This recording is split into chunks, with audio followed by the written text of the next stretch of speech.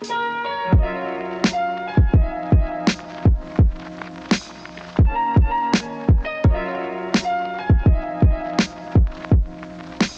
everybody, my name is Jonathan. I am one of the hosts for The Outside Story. Thanks for listening to us. With me, I have my co-hosts. I'm Jessica. Hi, and I'm Larry. And today with us on this episode, we have a special guest. Who are you? Why are you here? Who am I? That's a deep, open-ended question. Yeah, my name is Aaron Cho, and grateful to be on here. Friend and colleague and pastor. I work alongside of Jonathan as one of the pastors at Quest Church. Gosh, who am I? Such a big thing. I need some more direction there, but Yeah, I mean, you can just tell us a little bit more about yourself. Do you like film? Do you not like film? A podcast about films, anyway. It would be pretty awkward if I was like, no, I have no interest in films, and I have not watched a movie since 1995. No, I love. Yeah, no, this is actually, it's really fun to be on this because aside from work-related things, probably the two next things that we talk about the most, Jonathan, is probably what the hell does it mean to be Asian, and all the films and movies and television shows that we love to talk about. Did you watch that movie that came out? Or are you watching the show? Or I feel like I'm always asking you outside of how are you doing? I'm like, so what are you watching these days, man? What are you watching these days? So no, it's just fun to just I had an opportunity to listen to a couple of your guys' episodes. First of all, honestly, like shout out to Pen 15. I was like, oh, this is good company. Yes, finally someone. And we don't have to go deep dive into that like right off the bat, but I was like, just Jonathan, when you told me a while ago, you're like, me and my siblings love horror films and stuff like that. That is like the opposite end of my cup of tea because I can't. I'm the hoodie over. Like I'm just like looking through I can't handle it. I told Jonathan, I was like, if I watch one of those movies, I'm having nightmares for 3 days. So, but when I was looking at some of the other things that you guys have been talking about and chatting and deep diving into, I was like, oh, if they're going through Pen 15 and Parasite and all this stuff, I'm in good company. So, but yeah, no, I mean, just kind of the things that I've been thinking about of why this kind of matters to me was I love stories, love storytelling. I love the art of it. It's I feel that it's the way that we connect as human beings. It tells us, a little bit about who we are, and even the parts of stories of other people's stories that we don't fully relate to. There are relatable parts of it that we're like, that part of that story I can connect with. And I think that's powerful. I think that's how people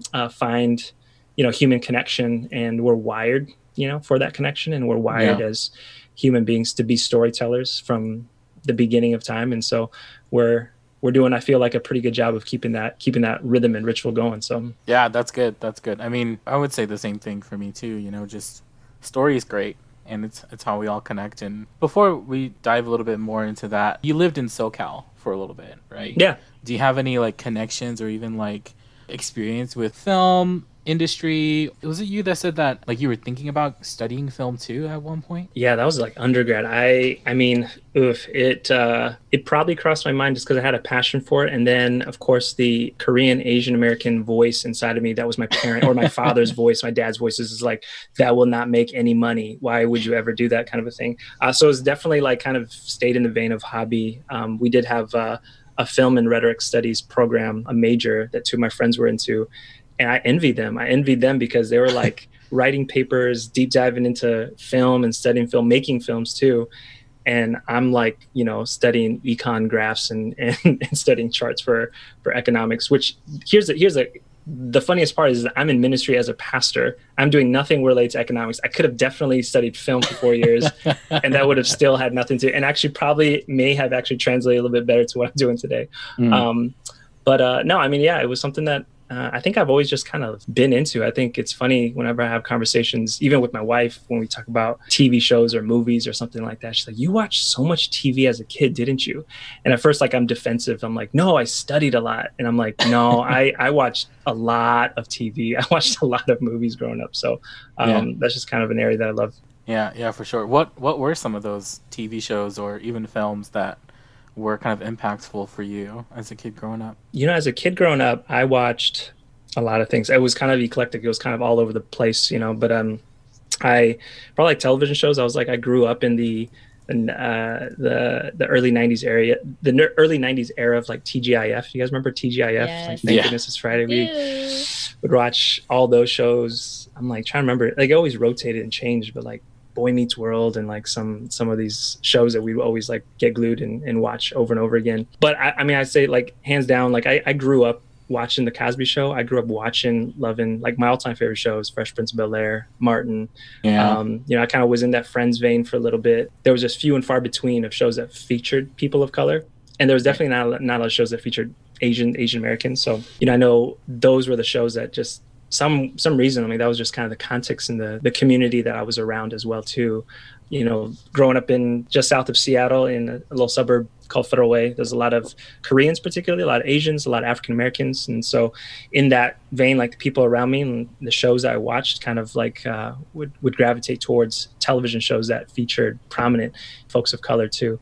I did watch actually for a little bit for the little run it had. I don't know if you remember Margaret Cho show, All American Girl or All American Story, All American Girl, I think it was. Yeah, I've heard of it. Yeah, but I never watched it. I heard it of it. It didn't last long. I mean, yeah. I'm trying to think of some other shows that I grew up on, but yeah, those are kind of mainly it on television shows.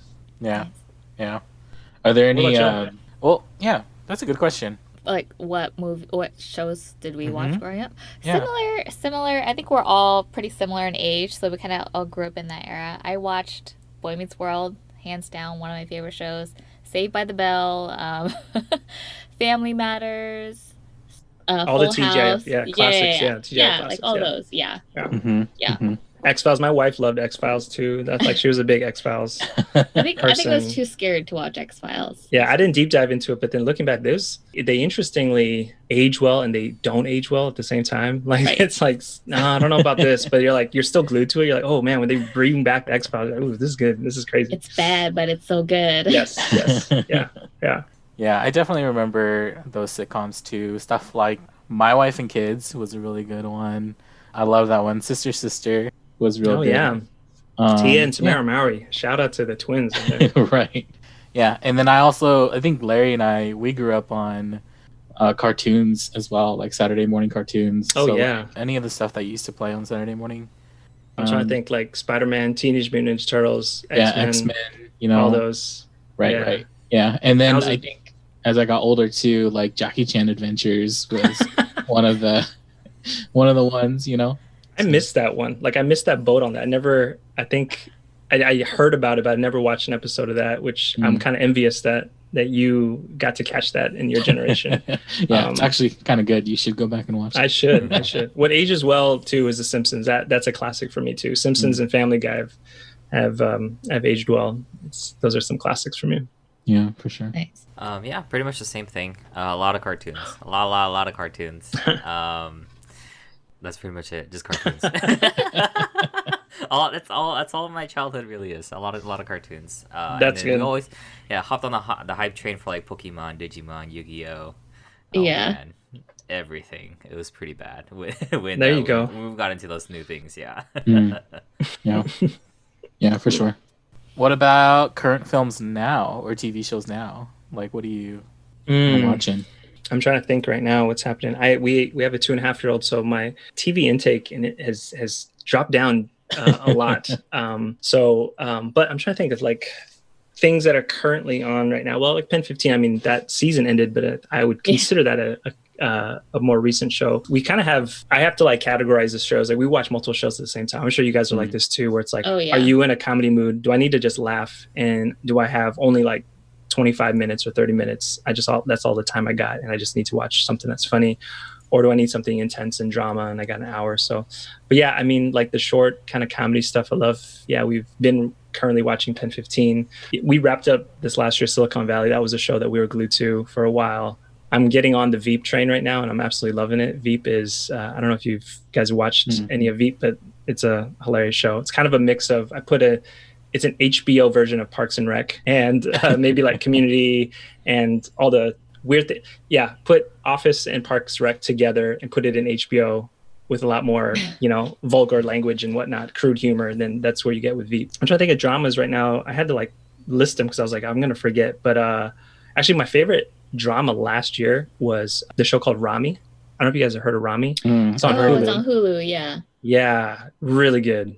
So good. And yeah, like more dramedy. Like it's definitely kind of falls in the vein, a very similar feel and tone of Aziz Ansari's Master of None. Kind of like it's comedy, but it's dark comedy, but it's serious and drama. And some episodes get, really heavy and deep. But Rami was a great show, just about an Egyptian Muslim young millennial wanting to stay true to his faith. I think, Jonathan, I was talking to you about this guy and this story of him wanting to stay true to his Muslim faith, but not the way that his parents expressed their faith. And even though, it was about, a Muslim guy, I was like, man, there's a lot of parallels with a lot of young Christians that I know of. And I would even throw myself in that camp of how to find what faith looks like for me as a 36-year-old that's different than my parents' faith. And how do I stay true as a good, quote unquote, a good Christian, whatever that even means, like a faithful Christian, whatever that means. But he's trying to discover, what that means for himself, and like being a faithful Muslim as a second gen, So I was like, this is a really good show, and it's really funny too. I'm still kind of in the middle of this, but there's a show on HBO, I think The Watchmen. I don't know if you guys have been watching The Watchmen on HBO. I've heard a lot of good things about that one. It's good. So many good things. Yeah, it's good, but it's definitely dark. It's like, oh man, I don't know if I can handle this kind of stuff right now. And then I would be lying if I said I don't watch Korean dramas. So there's a couple of Korean dramas that my wife and I we deep dived in. The most recent one has been Itaewon Class that we just went in on, and it is so good. Oh, you've been watching, Jess? I finished it. My husband and I finished it. We really, really liked it. So good. So all the touches on all the themes and all the things, all the feels of Korean drama, So it's definitely different for a Korean drama, I feel like. Yes, that's probably why I like it, Yeah. So it's a little bit different. Yeah, and then there's other shows like I don't need a storyline. I just need to look at really good and beautiful food right now. So just tons of good food shows. David Chang, shout out to Dave Chang and Ugly Delicious. We love that show. Yeah, and, that one's a good one. Yeah, one in a similar vein that I actually like too it's on Hulu. Roy Choi has a show called Broken Bread that's similar, but kind of goes into using food as a way of speaking into injustices around like food justice, basically, and where there are certain communities, particularly in the LA area, that are food deserts. And he tries to address the issue around access and accessibility to healthy foods and why that is the case for certain communities and who gets access to what. But it's a really powerful show too, if you guys have a chance to see all these things. I have all these subscriptions, and it's like eating away at all my finances right now. If I can have access to this, which is probably not a good idea. I should probably just stick to one, but yeah. I'm glad that you love TV and film and story as much as we do. Yeah, for sure. Glad you guys have a place where you guys can feel no judgment of talking about how much TV consumption you guys combine together as joins, as siblings, as one force, to be like, by our powers combined, we will watch every show there is on the planet. So we have a long running list. That's good. Yeah. That's good. I'm curious, what are you guys watching? I just started Never Have I Ever. It's on Netflix. Mindy Kaling, she produced it, and I'm on episode 4. It's short. It's probably like 10 episodes, but they're short, like 30 minutes only. So I really like it so far. I like seeing, we see a lot of like Korean, Chinese, Japanese, but we don't see a lot of like Indian. So it's been fun to watch that. I think that's kind of the only thing I'm really watching right now. Okay. Oh, really? Yeah. Okay. Yeah. I have some other things, but they're kind of on the back burner. Not to use the word like comparing in terms of better or worse, but how would you compare that to Mindy Project? I'm assuming you've seen Mindy Project, or have you not seen Mindy Project? Haven't. No, okay. I haven't seen the Mindy Kaling Project. Okay. Yeah. Yeah. Okay. I'd be curious to know. Yeah. I heard good things about it. So I heard good things about it. Yeah. Yeah. Larry, what are you watching? I'm still in my Korean drama phase, but we watch a lot of Korean drama. Yeah, we do. Jess and I. Yeah, we watch just recently though. Yeah, just recently. Yeah, we could do a spin-off if y'all need to do a spin-off podcast, just going in off that. I love it, like Korean dramas, because Jonathan won't watch any with us. Hey, I will watch them. I'm just picky about them. I watched Kingdom, and that was amazing. You watched Kingdom, yeah. That sounds like your vein too. Yeah. Yeah. Go ahead, Larry. Sorry. But yeah, I've also been watching Korean variety shows. Just to kind of spice these up a little bit. Been watching Society Game. That one's, I'm on season 1 right now. It's pretty good. I'm like halfway done with it. What's the premise of that one? it's kind of like Big Brother and Terrace House put together. Okay, yeah. Yeah, so they have like 22 people. They all come together, have like different backgrounds, and they separate them to two different societies. So they have one society that's a little more like dictatorship. The other one's more like democratic, essentially. And then they compete. They compete in like games, and the team that wins, like they'll win prize money that can be distributed amongst all the members. And then the team that loses, they have to eliminate a member from their society. So there's like a lot of politics. There's a lot of like intrigue. A lot of like crazy social conflict stuff. So and it gets you really thinking, just like on a smaller scale, gets you thinking about like the core aspect of what makes people like bond together. And so like some people have such a hard time like letting go of like their attachments. Some people have a really hard time trying to put the game ahead of their own loyalties to each other. And so it's pretty interesting. I like it a lot. I gotta check that out. How about you, Jonathan? TV shows. I was watching The Last Kingdom, which is a show about Vikings. I have put that on pause kind of, because I've been wanting to watch more APIA related stuff, because it is APIA Heritage Month. And then I've also been wanting to watch more LGBT films too. And so yesterday I watched an LGBT film called Mario. That one's really good. It's about this soccer player who is gay and has to choose between kind of his like identity or his career. It was a really good film, but really sad to watch. I feel like that's how a lot of LGBT films are nowadays, but it was good. And then I just have a lot of APIA like films on my list right now, because it is May, and so just waiting to get through all those. That's what I'm watching right now.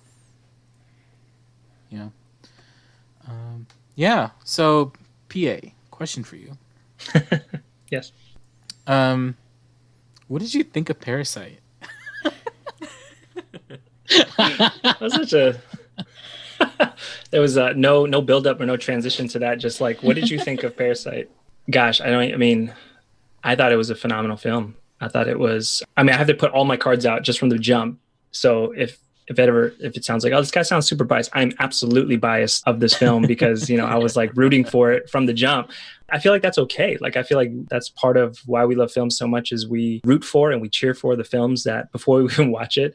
That could also destroy a film too, where if it gets overhyped. And I know for sure, like, I walked into it knowing that it had been hyped already previously, like in Korea, before it got here to the United States, got here a little bit later. And with it, it's still delivered. And my wife has always reminded me, it's like, don't read up on things, just watch it. Let's not, hype kills things. And I'm like, no, I want to be, if hype's going to kill it, I don't care about it. Like, we're still going to go into it. But I just thought it was like everything from the way that it was shot, like from more of like a cinematography, and like how director Bong, like, it's just so beautifully shot. Like, I was just thinking, interestingly, for a movie that was so heartbreaking, it was so beautifully shot. Like, that was just something I could not get past. And I was like, wow, I don't know what he's doing. And I'm almost sensing, and the more I've gotten to like deep dive, read about just him and who he is as a person, he is very meticulous and very perfectionist, and he's very intentional about every detail to everything, which I love hearing the process of film too. That's something that's really fun to look in behind the scenes and enter into the brain and the mind of the person who's creating it. That makes you appreciate certain things even more. But that was like one of the things that just kind of stood out both times. The first and the second time was just how beautifully the film was shot. I think from the writing standpoint too, like, I thought it was so cleverly written. Like, everything was just written so well. And that's the hard part too, is I speak Korean, but I'm not fluent, but I was able to, catch probably the majority of there wasn't too many complex monologues. It's mostly dialogue. And so it's pretty easy to just kind of follow along with what's going on in the story without having to read a ton of the subtitles. But every so often when you catch a subtitle, as you kind of are like, that didn't translate totally well, and that they didn't capture it perfectly well. But that's okay. That even with that, it was just such a well-written, well-scripted, beautiful story. Yeah, I'm trying to think of some other things I loved about it. There was, just the beauty of a representation. That's something that, given that it's APIA month, something to celebrate, that a film of, of that caliber and that quality, and was recognized on kind of the largest scale. And I go back and forth on this, right? Because there's that other part of me that's like, man, like forget the Oscars, hashtag Oscars so white, and like forget them. You don't need them to validate things. And yet it's like this, we don't need you to validate us, but if you give us the Oscar, that'd be hella dope. It's like this kind of like, and so true. I hate to like say it this way, but it's like, if you lost, you could lose. And so you're like, man, forget the Oscars, man. They got it wrong. Of course they picked the wrong film. Oscars so white. But then when you win, you're like, we won an Oscar. This is crazy. It's like, it is what it is, but I think it's important though. Like, I think that even in, I should say like an imperfect system, and I would say like more often than not, like an unjust system of how Hollywood can be, discounting people of color, voices of color, international films and whatnot, that decenters kind of American film and decenters whiteness and decenters Hollywood. I think it's a huge step. I mean, it was, a first that would hopefully, kind of open the door and be a trailblazer for so many other films. And this is part of why it was so important, not just as a Korean and Korean American, is like that door is now open, not just for Koreans, but for so many other people too, like so many other people groups and so many other, ethnicities, and where beautiful films are coming out of. I forget if he said this at the Oscars or in some interview, but he was just Director Bong was like saying, if you can get past, what did he say? Like, if you can just get past the 1 inch down at the bottom of your screen and just read, and just kind of like, if you can get past the fact that you can't understand and hear and just read, you can open your eyes and open yourselves to such beautiful films outside. And it was just such a, I don't know, like a very, I think diplomatic is the wrong word, but a very kind of a way to say, hey, look beyond just the language that is familiar to you, that you speak, and the culture that you're familiar with, because you could really open yourself up to such wonderful, beautiful, meaningful stories. And so I feel like Parasite was that story of this past year. And so, yeah, I can't lie, I was watching the Oscars, I didn't know how I was going to feel, because every part of me was like, don't get your hopes up. It's not going to happen. It's not going to happen. And then all of a sudden it just like starts winning one after another after another. I was just like, oh my gosh, this is going to happen. Like, could this happen? I'm like, and I was like, no, after getting director, I was like, maybe it's going to happen. And then immediately I was like, I don't know what we did. I know what we did. I was like, I have no plans. We are going out for drinks right now. And so we went to U District, which is funny. Actually, this is a funny story. Me and a couple of friends, we went out just because we're like, we got to celebrate. So we got to go. It was a Sunday night. Late at, like, we were like, we got to go to a Korean restaurant and have like some soju, like get some shots and some awesome. Korean fried chicken. And every place we went to, they were like sold out of one or the other. Like, we don't have, we're all out of fried chicken. So we left, and then we went to another spot, and they're like, we're all out of alcohol. I'm like, where are we going? Like, we have to find a place. I felt very like Harold and Kumarish in that moment. Like, we have to go and we must find a place and raise a glass for this film. So Yeah, we absolutely loved Parasite. And the three of us watched the Oscars together. Did you, Jonathan? I'm gonna call you out because come on. Wait, hold on. Okay. Wait a minute. I thought it was okay. Wait, no, I'm not trying to. I thought it was okay. I'm not trying to start drama on your own podcast, but I just want to let you. I thought you said you're like. I think the hype kind of killed it for you a little bit, maybe. The hype did kill it for me, but I mean that doesn't mean that it's not a good film. Doesn't mean that it doesn't mean that it's not Oscar worthy. You know what I mean? But yeah, I did like it. I'm just messing with you. Clear the air there. Yeah. We watched the Oscars together, and we were all really excited when Parasite won. We were not expecting it at all. I still have. We should insert my reaction because I was jumping and screaming like crazy. Yeah. Oh, it's so good. I mean, going back to the film, I mean, it was just like a powerful story that, it was weird. Even before watching the film, there was so many, whether it's fair or unfair, but so many comparisons to Jordan Peele's Get Out, and I think the comparison should be less about, well, in my estimation, it'd be like less about what was a better or worse film. I think that's like an unhelpful conversation. I think it was just more of, wow, this film is being compared to what I felt in, 2016 when Jordan Peele's movie Get Out came out. I was like, this seems like a near perfect film. Like, it was just it was so timely, and no one has ever done it before. So creative, and literally, I mean, he may not attribute it to himself, but for us, our age, like kind of modern day generation would probably say, like, you literally created a genre. Like, this genre never existed before your film. But, he would being humble, Jordan Peele would be like, well, I've always taken my inspiration from so many other genres and kind of created, what now a lot of people have coined as a social thriller.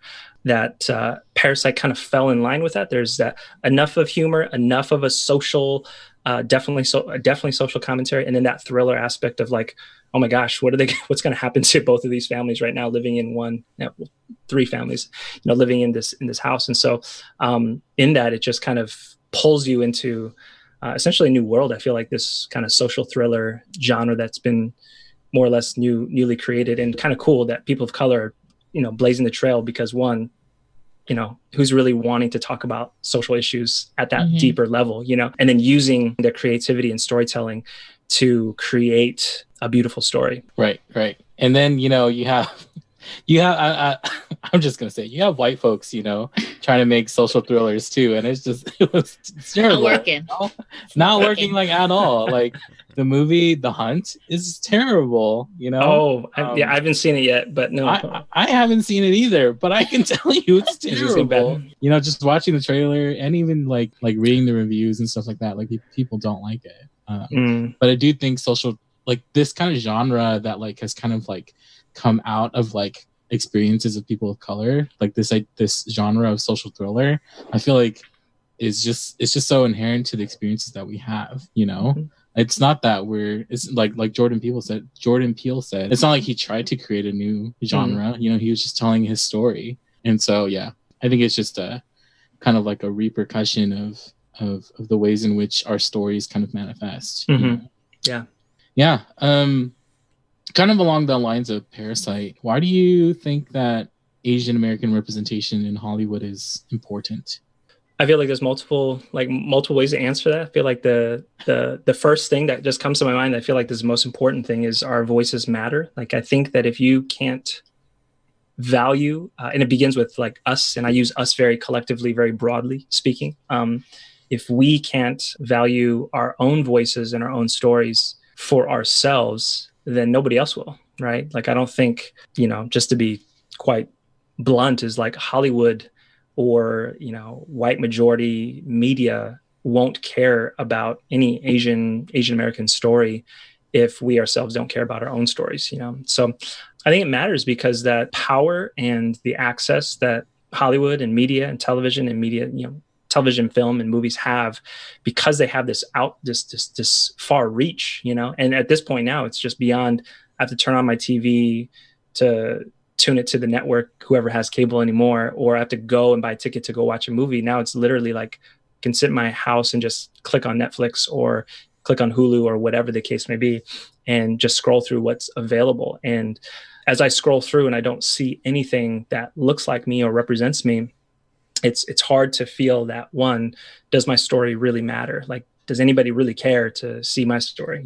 Obviously others care to see, trash television or trash shows or movies, whatever the case may be. But for us and for, a lot of other people of color, I think that those questions matter. It matters because, our stories matter. And I think it, again, and going back to, it begins with us. I think that's been, something that I've grieved and lamented of kind of the Korean American or like the Asian American kind of experiences. Like, I grew up thinking, wanting to be more like quiet, under the radar, like don't be loud, don't do all this kind of stuff, just kind of, stay in line and do your work, and don't go unnoticed.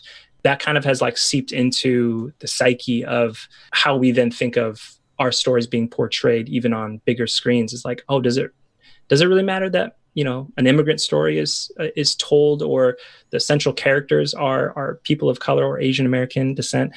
I think that it begins with kind of that like sense of, no, our stories do matter, and I want to value and uplift these stories, and that kind of stuff, has an impact. As having a 2-year-old daughter, some of the books that we read, that we choose to get books that are, feature Asian Americans or like people of color. There's one book called Bibimbap that's like her favorite book, and it always lightens. We read the book together and has these pictures and stuff. And she got to a point where when the main character of the story is this little girl, and she'll point and she'll go, Zadie, that's me. And that like, just like, like I didn't grow up reading a book and, a child's book and be like, oh, that little cartoon looks like me. You know what I mean? So I think that kind of stuff is just empowering for people, and does something to us. Do you, Jess, or Larry have questions for Aaron? Why does it matter to you? I'm curious. Yeah. Well, I'm curious why does it matter for you all? Pretty similar along to like what you said. I mean, growing up, we watched a lot of, or what I saw on the screen were a lot of white people. And, growing up in middle school and in high school, like I wasn't ever comfortable being Asian. Like I didn't want to be Asian. I wanted to be white because that's all I saw on TV. So, growing up with kind of like that mentality and just not like embracing my ethnicity, my culture, my heritage is, now that I reflect back on it, it's kind of sad that, like I didn't care about it because I wanted to be something else. Like I feel like being Hmong or being Asian, it was just like, oh, it's not cool. So I'm not going to like embrace who I am. But now like growing up and just like learning and reflecting and looking back, I'm just like, it is sad that, I grew up that way, thinking that way. And obviously I have two kids. I have a 3-year-old and a 5-year-old, and I never want them to ever feel like that. Like I want them to be comfortable in their own skin and who they are and be proud that they have two cultures to celebrate. And and I feel like now with Asian representation now in media, like my boys will hopefully be able to grow up and be like, hey, like I see people like me on the screen, and maybe one day I can do something like that, like if I wanted to. Like they wouldn't have to be like, oh, I'm never gonna make it because like I just don't see myself on the screen. Yeah, I think hearing our stories is very, very important. I'm always a huge sucker for stories, and like so many stories out there that we just don't hear, or that we just don't ever have the opportunity to. And I guess the one thing that really comes to mind is Jonathan and I, we watched a movie for our Halloween special last year called Dearest Sister, and it was a Laotian film. And I was like, like a film from Laos? Like, that's so interesting. Like, I've never, ever heard of a film or even heard of a story from Laos. I got to check it out. I watched it, absolutely fell in love with it. I loved it a lot. I liked it a lot. And it's like those kinds of things, like those kind of stories, those moments where it's like you get to kind of sit down and really get to hear what other people have to say. And like everyone has their own different experience. Everyone grows up having their own story, memory, whatever to share, and it's all unique. And some people just need to be able to find the opportunity to be able to share those voices. And like without it, like I wouldn't be here being able to listen to all sorts of stories, all sorts of films, all sorts of things. So yeah, I'm always down to broaden my horizon, I guess, broaden my scope onto the kinds of stories like in films that are out there. So yeah, it's good. Yeah, it's good. I think that like Asian representation is important because I think that like media is so much more impactful than we think it is.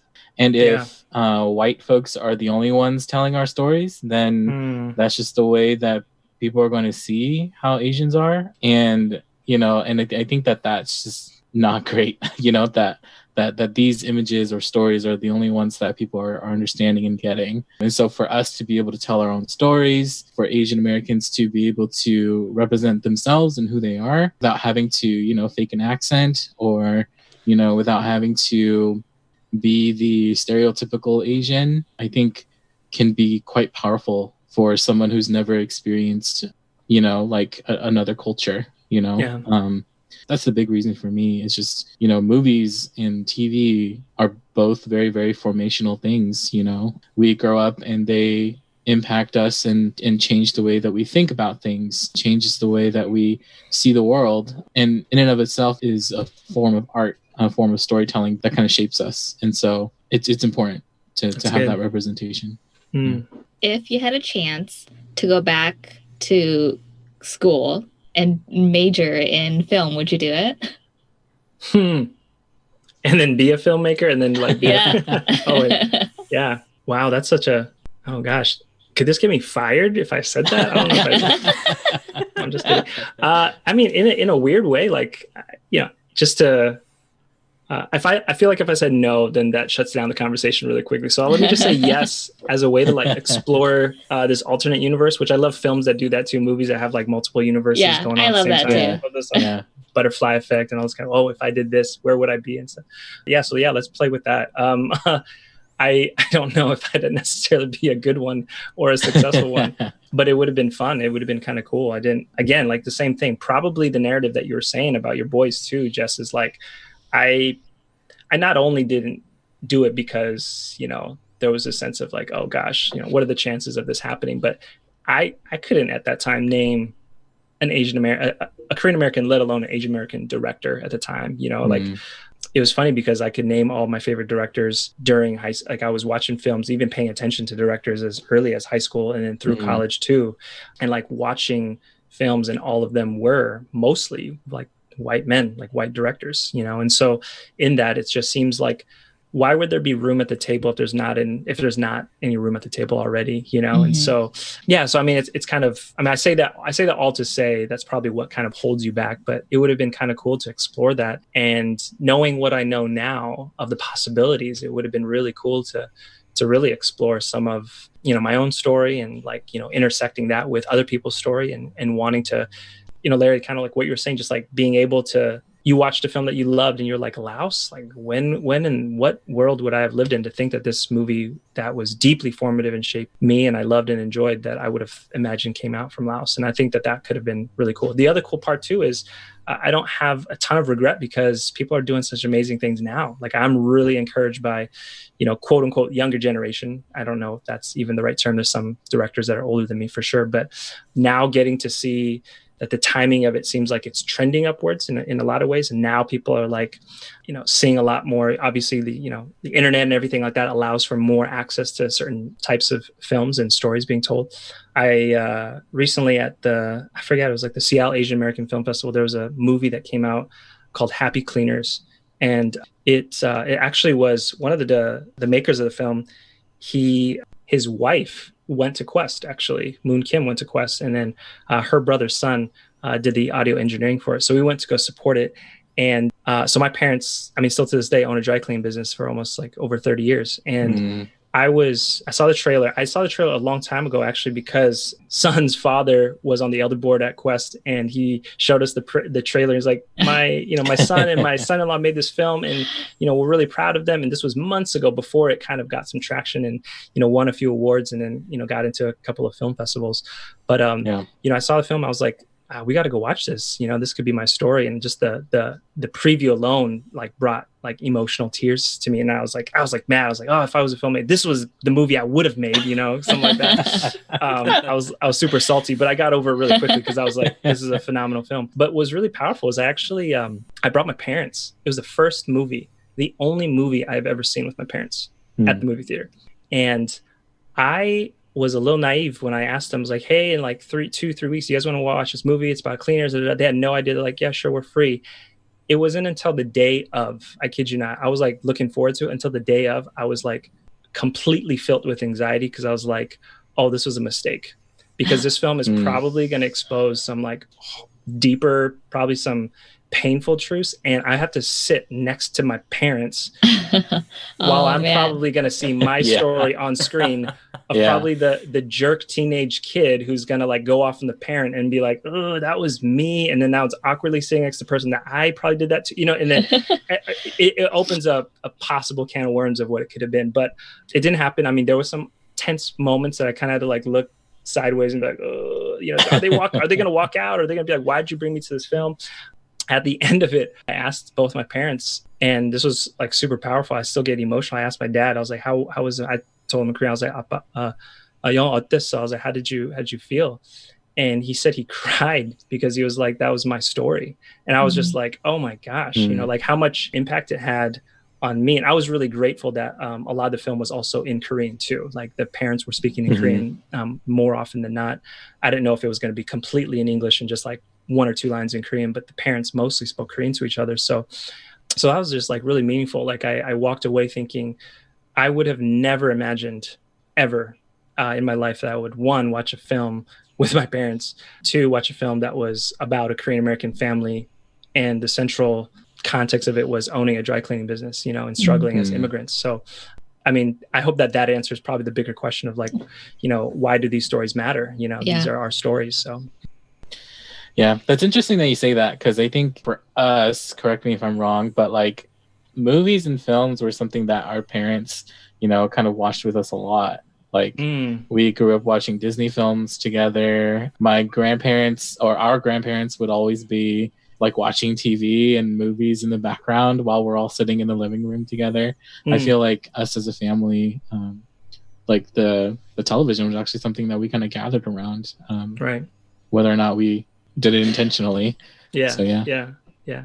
Oh, we definitely watched a lot of Korean drama, like watching television at home for sure, but going to watch a movie on the big screen, like that was the thing, right? Because the only movies that were out were like, there was no Korean movies. Like my parents would be like, I won't be able to understand it, so why would I go? So, but yeah, no, I hear you. Yeah, the TV was on a lot at the house.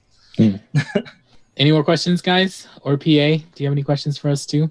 Gosh, yeah, I'm curious. Well, one, I'm super encouraged by your guys' podcast. I love what y'all doing on this. It's really cool and awesome. And I'm super juiced just because it's like, Asian Americans talking about, film and movie and our stories at the same time. So I'm just super blessed and encouraged by you. I'm curious to know like why you guys even started this in the first place.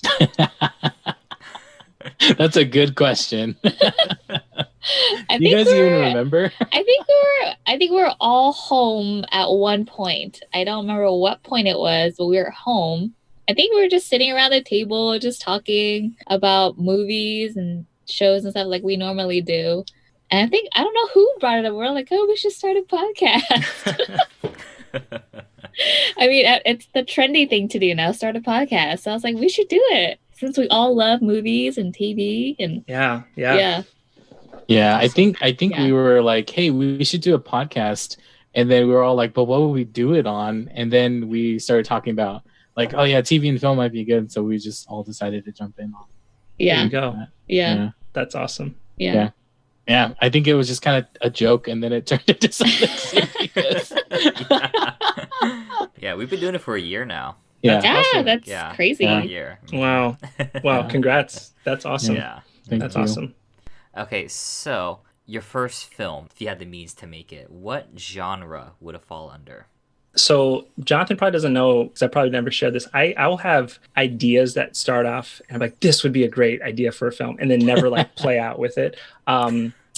I think, well, one, I have a couple. So this is a lot of pressure by you saying first. So let me just tell you all these. This is all like, I still have the rights to these things if I say this, right? Like no one's going to sell my intellectual idea. Property. There's like, do I have intellectual property? Like how protected is this? Well, no, there's not much really. I think outside of Harold and Kumar, there's not been like a really genuine comedy that featured like a couple of Asian people. Like here's the thing, I'll just be honest, I think Asians are some of the funniest people, like funniest people, and I'm just like, there's just not much out there in terms of like comedy on the Hollywood stage. Like some of the funniest things I've seen are all outside of kind of mainstream, you know what I mean?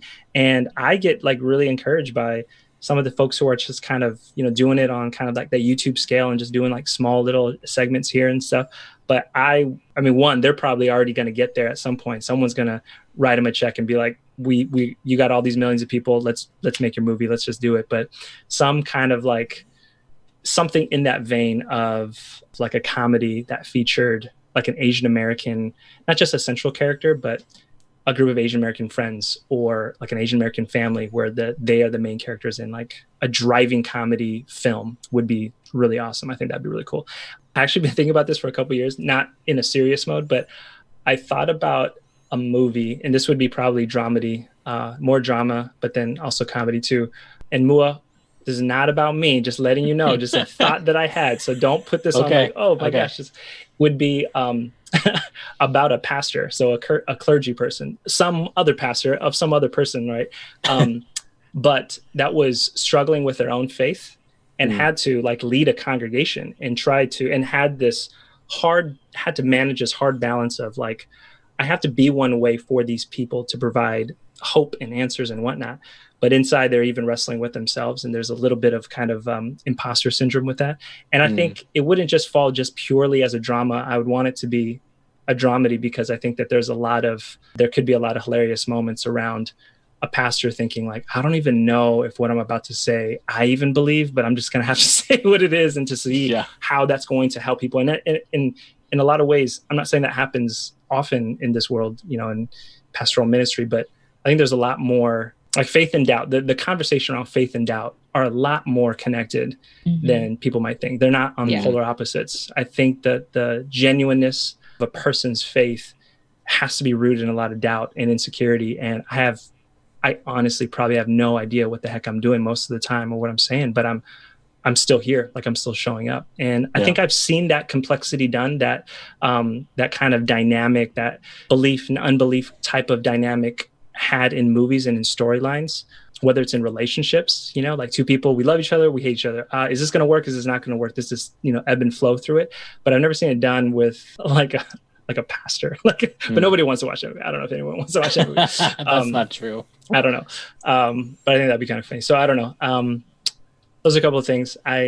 Genre wise, I love all genres though, Larry. Like there's outside of the horror, except the horror. But see, here's the thing is I got a love-hate relationship with horror because I'll go watch it again, hoodie on, and just like only watch this much of it and be terrified about it. But yeah. Who knows? Like those ideas could become reality. So yeah, like straight up, I would love to see those films. They sound amazing. Like, they sound absolutely amazing. Like, oh my god, I'm really excited. Getting me hyped up. Larry, man, Larry, you get the actors and the director, and you can bankroll it. Then we'll make it happen, man. Let's we'll make it happen. No, that's great. Man. All right, thanks so much, PA, for thank y'all for having taking me. time to come and chat with us. One final question, since it is APIA Heritage Month, for those of us, or for those of you who are listening, or for our listeners, I guess, if you could recommend one film for the month of APIA Heritage Month, what film would it be? Oh gosh, one film. Oh, yeah. Like more recent, like more, or just in general, or in general. I'm just gonna break your rule because I feel it's just too unfair. Okay. It's just too unfair. Personally, like the two films, I think they're still on Netflix. I'm not sure, but I think they're still on Netflix. That I just really loved was Soul Searching and was Gook. Those two films, and they're definitely centered on more of like the Korean experience. Soul Searching, more of the second generation Korean diaspora story of Korean Americans, Korean Mexicans, Korean Germans, all going to Korea to try to find like what does it mean to truly be Korean, fill in the blank, which was really like such a beautiful film too. That was another really powerful, kind of fell into that dramedy. Like it was hilarious. Like I'm crying, laughing so much. And I'm also crying in tears because it was just so moving and impactful too. It was one of the best movies that could do that to me emotionally, which I thought was just super powerful. But, and then Gook was just another beautifully shot film. I think it's all in black and white. I think the whole film is in black and white. And just the Korean perspective or the Asian Americans perspective during the LA riots and just the complexity around that. It wasn't just, a purely a white and black conflict and an injustice, but there were other ethnic groups, particularly in the LA riots in Koreatown that got some of the most damage, if not the most damage in that time. And so that's another kind of more of a gut-wrenching, hard and painful story. But those are the two that probably I would recommend for APIA month in celebrating our stories and kind of knowing our history and whatnot would be those two films. Yeah, we're actually, we watched Soul Searching for one of our podcasts. So. Oh, you did? Oh, I gotta check that out. Okay. We'll be talking about it. Okay. Or we talked about it. It'll be up. Oh, okay. It'll be up. Oh, it'll be up. It's for this month. Oh, yeah. Gosh, I can't wait to listen to that. It's gonna be good. It's gonna be good. Oh yeah. Yeah, for sure. For sure. Yeah. Well, thanks so much, Pastor Aaron. I really appreciate you taking the time to, come out and chat with us again for, just talking about movies and, growing up on TV and film. So absolutely. No, thanks again for having us. And there's no better way to go through a pandemic and coronavirus than just let's just talk about the things that give us life right now. You know what I mean? So I appreciate that. Thanks again for having me. Right. Yeah. Thank you. Thank you. The month of May is Asian Pacific American Heritage Month, and this month we will be discussing topics about Asian/Asian American films, TV shows, music, and even an episode with our parents. And for this episode, we will be continuing our conversation on the Asian American experience. So the first topic that we have on our list are issues in Asian American Hollywood. And I guess one of the first things that came up is Do Moa. He is an actor in Gran Torino, and in the supposed to be released Mulan, he's also in that film. And also we want to talk about Brenda Song. Within, I can't remember when, but recently, after Crazy Rich Asians, I think there was an article that came out, or some kind of tweet that came out. I can't remember what came out first, but they mentioned that, Brenda wasn't allowed, quote unquote, to audition for Crazy Rich Asians. And then there was another podcast that Dua Moa was on, and someone asked a question about that as well, like if he was even able to audition or even just, be mentioned for casting. And he said they wouldn't bring him in because he was Hmong. It was the same thing for Brenda Song. They wouldn't bring her in because she was Hmong/Hmong Thai. And then when Brenda Song was interviewed by Teen Vogue, she said, "A lot of people don't know this, but I never got to read for Crazy Rich Asians ever." She was also a big fan of the books, and she asked her managers if she could get a meeting or an audition for any possible part. Her managers came back with her with the message from Crazy Rich Asians that she wasn't right for a role in their eyes. And then she goes on saying their reasoning behind that was that my image was basically not Asian enough. She said it broke her heart. So she also mentions, she said, this character is in her late to mid 20s and Asian American, and I can't even audition for it. I've auditioned for Caucasian roles my entire life, but this specific role, you're not going to let me do it.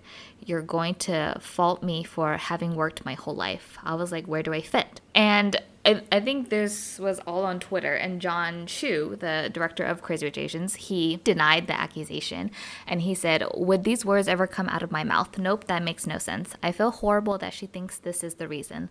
The fact is, I love Brenda Song and that I am a fan. I didn't need her to audition because I already knew who she was. One of my favorite memories of Crazy Rich Asians was when we opened the auditions to anyone in the world with our open call. We watched hundreds and hundreds of videos from very talented people around the world. This made us tear up many times. So, what do you guys think about this issue here? I haven't read the description and I don't really know the story of Crazy Rich Asians, the book, not the movie. I've seen the movie, but I'm sure the movie portrays the book as much as they can. But I just want to know what your guys' thoughts on this, other Asians not being able to portray, I guess, another Asian of a different race or ethnicity. What do you guys think about that? Jonathan? You want me to go first? Do you have anything? Yes. But I think it's just such a complicated and really deep problem. It manifests in Asian American Hollywood, but then it's also a problem just anywhere else. For example, when I went to UC Davis for undergraduate, I took an Asian American study course. Taking that class, there were so many negative statistics of Southeast Asian Americans, especially Hmong people, high school dropout rate, Hmong Americans that have a higher education degree, all these things, and so taking that course opened my eyes to a whole, basically how do Asians see other Asians in this sort of, thing. For us, in particular, I think I mentioned this last time, is just our socioeconomic status is a little higher than your quote average Hmong American, because both our parents work. When both of our parents graduated high school, they got jobs right away. And so they had somewhat of an education. But the majority of first generation Hmong immigrants who came here did not have the opportunity to get that education. And so then fell upon government aid and had to live in poorer neighborhoods, which also led to increased crime rate and gang violence and involvement in all that stuff. And so I feel like Hmong people just kind of had the bad end of the stick, like, period. You know what I mean? And this is being reflected, I think, in Asian American Hollywood. Because Brenda Song and Dua Mua are both Southeast Asian, more specifically Hmong American, they don't fit the image of what it's like to be the model minority, what it's like to be East Asian, you know what I mean? And so it's hard for them to be considered for those roles. Like, I could easily imagine Brenda Song in one of the support roles. Brenda Song could have been Constance not Constance Wu's, Henry Golding's like best friend who gets married, right? Yeah. Like, she could have played that, or one of the best friend's bridesmaids or something like that. Like, Right. she got Constance Wu got backstabbed by so many people in that film, like especially the women. Like, Brenda Song could have easily played one of those characters, Right. but she wasn't even considered. And so, like, for me, like, that really just breaks my heart that this is her experience. And I'm sorry, John Chu, you're great, but I'm gonna take my sister Brenda's Her side. word over yours, Right. And yeah, and to think that Dua Mua also had that same experience, it wasn't just Brenda Song, like it was also Dua Mua, who Yeah. like he's Hmong, he also tried, wasn't considered, Yeah. yeah. So I mean, it sucks, and I think that that's just the reality of Asian what American Hollywood. Asian American Hollywood right now. Right. Yeah. Right. I think the hard part is like you want to be able to be as authentic, I guess. But I feel like with a movie and a story like Crazy Rich Asians, like anyone who gets quote unquote is a light Asian, a light colored, light skinned Asian, you know what I mean? They could have So not been me. in that movie. So not like a dark skinned Asian? What? Yeah, not Never you. seen dark-skinned Basically, Asians? basically. Yeah, basically. There's no such like, thing. What? Yeah. Because if you look at that movie, like everyone is pretty light and Yeah, nice, except and for the gay cousin. yeah. Yeah. Except for him. Yeah. Like everyone there is pretty light skinned, like lighter golden tone, you know what I Yeah, mean? yeah. Not like really, really dark. So like Yeah. I feel like anyone could have played her.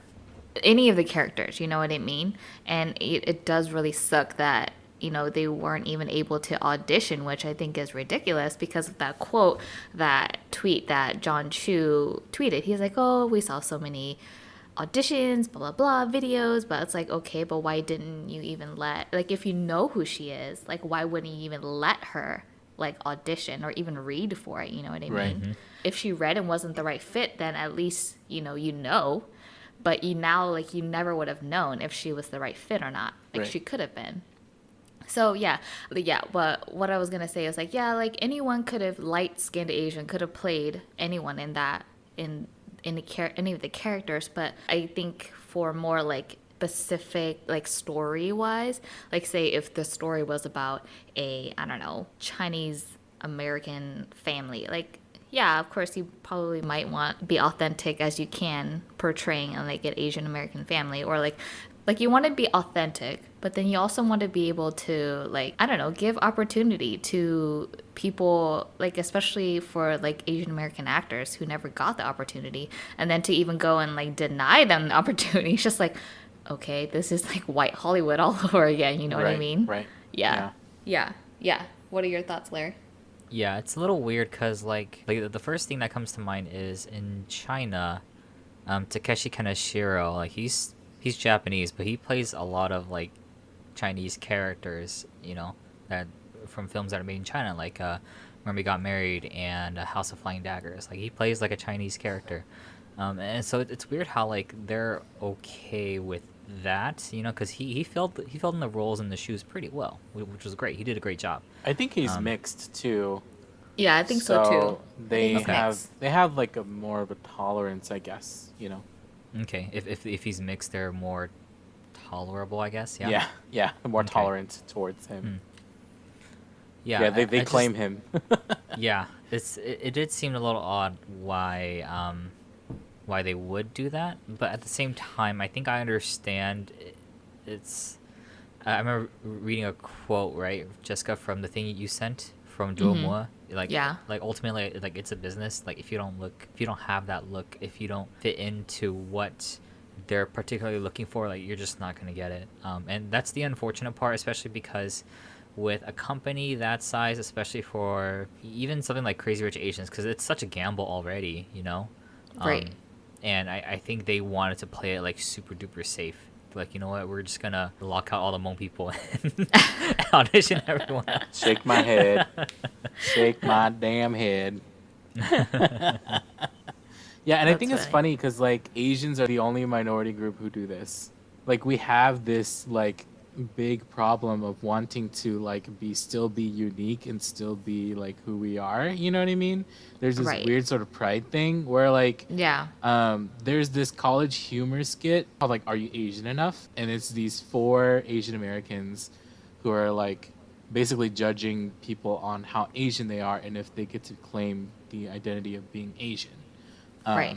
And I feel like it's funny, but it's also true that Asian Americans are like the only people who do this. You know, it's like, oh, that person's not Asian enough, or this person's too Asian / too fob. You know, like fob meaning fresh off the boat, like too like they're not American enough, or they're too white, or they're not Asian enough, like whereas like at the end of the college humor skit they talk about black people and like and with the black people it's like, oh yeah, my great great great grandma was black, and then they all look at each other and they look at the person and they say you're black, whereas like the Asian people, we have a hard time like deciphering whether or not someone gets that title, yeah, unless like you're famous and then you can claim it, like Bruce Lee is mixed, but we all claim him as super Asian.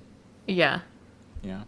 Yeah. So this other Asians portraying other Asians. It's always Right. going to be, I feel like it's going to be like a weird touchy subject in like Asian American Hollywood. Right. And the Yeah. ironic thing is that in Crazy Rich Asians you have the quote wrong Asian, because there's Ken Jeong is in there and he plays a Singaporean Chinese person and he's Yeah. not Singaporean Chinese, Yeah. and so like there's still that problem. Now you're just choosing people based on like popularity. Yeah. Do people know them?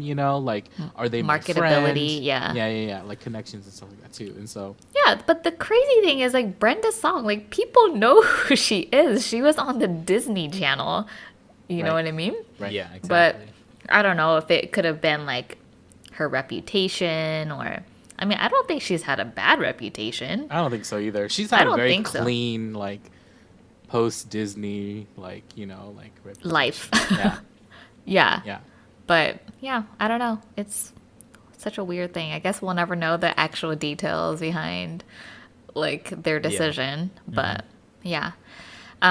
So another thing I want to mention is also popular Asians taking all of the roles. So I guess a popular Asian American right now would be Aquafina, which she now has her own show on Comedy Central, and she was also Crazy Rich Asians. She was recently in Jumanji. Trying to think what else she was in. Farewell. The Farewell. So she's very popular right now and Birds of very Prey. cool. I don't know. I guess you could say in demand, right? yeah, yeah. Yeah. So Yeah. and Especially I mean, since after Crazy Rich Asians. yeah, Yeah. especially after that. And I don't know, I'm trying to think of who else.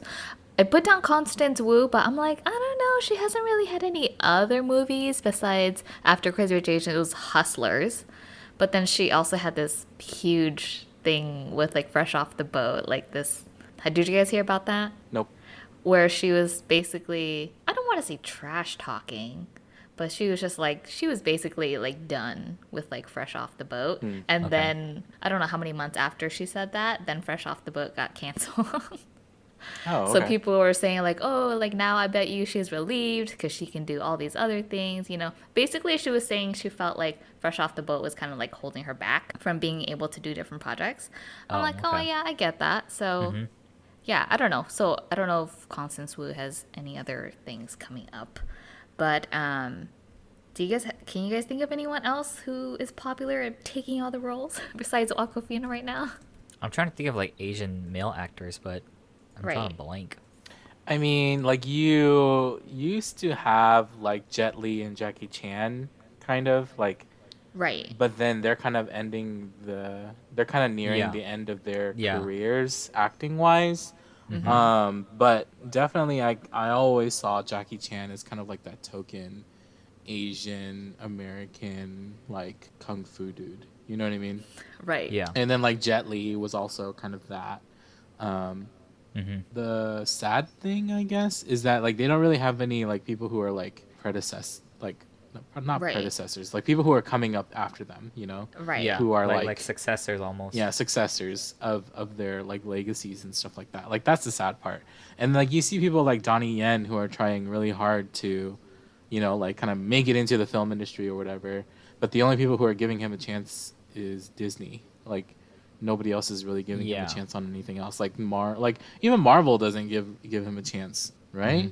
Yeah, he's not in yeah. I don't think so. Yeah, he's in Mulan. Yeah. He plays the general, and he was also in Star Wars. So yeah, I feel like Disney's doing a pretty good job, like spreading the love. You know, they also got was the name Kelly Tran Yeah. to play, Star Wars. yeah, She to was play in in Star Star Wars. Wars as well. And so, yeah, they're definitely spreading love. But everybody else is just like, oh, there's only one Asian that we can get to play this. Yeah, I guess your next best bet would be like John Cho. Yeah. He's kind of been I around, can see that. but I think he's starting Steven- to kind of yeah, Steven starting Yeun. to get there. He is. Yoon, Yen, I don't think The Yen. Grudge helped, but searching Searching was really good. definitely was really good. Yeah, so I think there's still some room, but like if anything, like people are gonna cast John Cho for whatever they need need an Asian looking guy, they'll cast John Cho. Yeah, you know? it used to That's- be like yeah. BD Wong too. Like BD Wong used to always Yeah. be in TV shows and played the Asian lawyer or the Asian doctor or you know like something like that. I loved him in Law and Order, man. He was the best. And then, and then he Yeah. left, and I was like, no. And then he was in Jurassic Park, like when they remade it. Jurassic Yeah. World. Yeah, Jurassic World. So I've he's never he's seen in any of those. I haven't seen that. Yeah, he's continuing his character, and then he's also Aquafina's dad in Nora from Queens. It's random.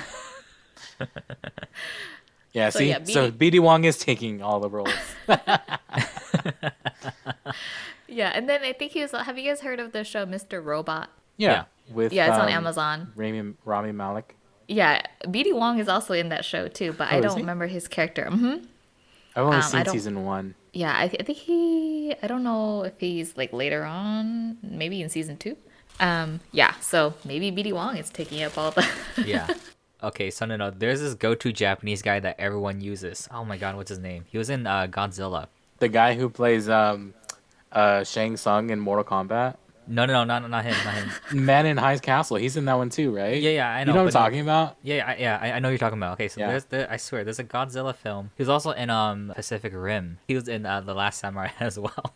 So this Japanese guy, like they always use him every single time. Yeah. I gotta look up his name now. It's gonna bug me. Oh yeah. Zhang Ziyi used to always take. Yeah. She used to always take because the- she was the in Memoirs Asian of a women. Geisha. Yeah, and Rush And Hour. then and she was also in Crouching Tiger, Hidden Dragon. Yeah, She was popular for a little bit too here yeah.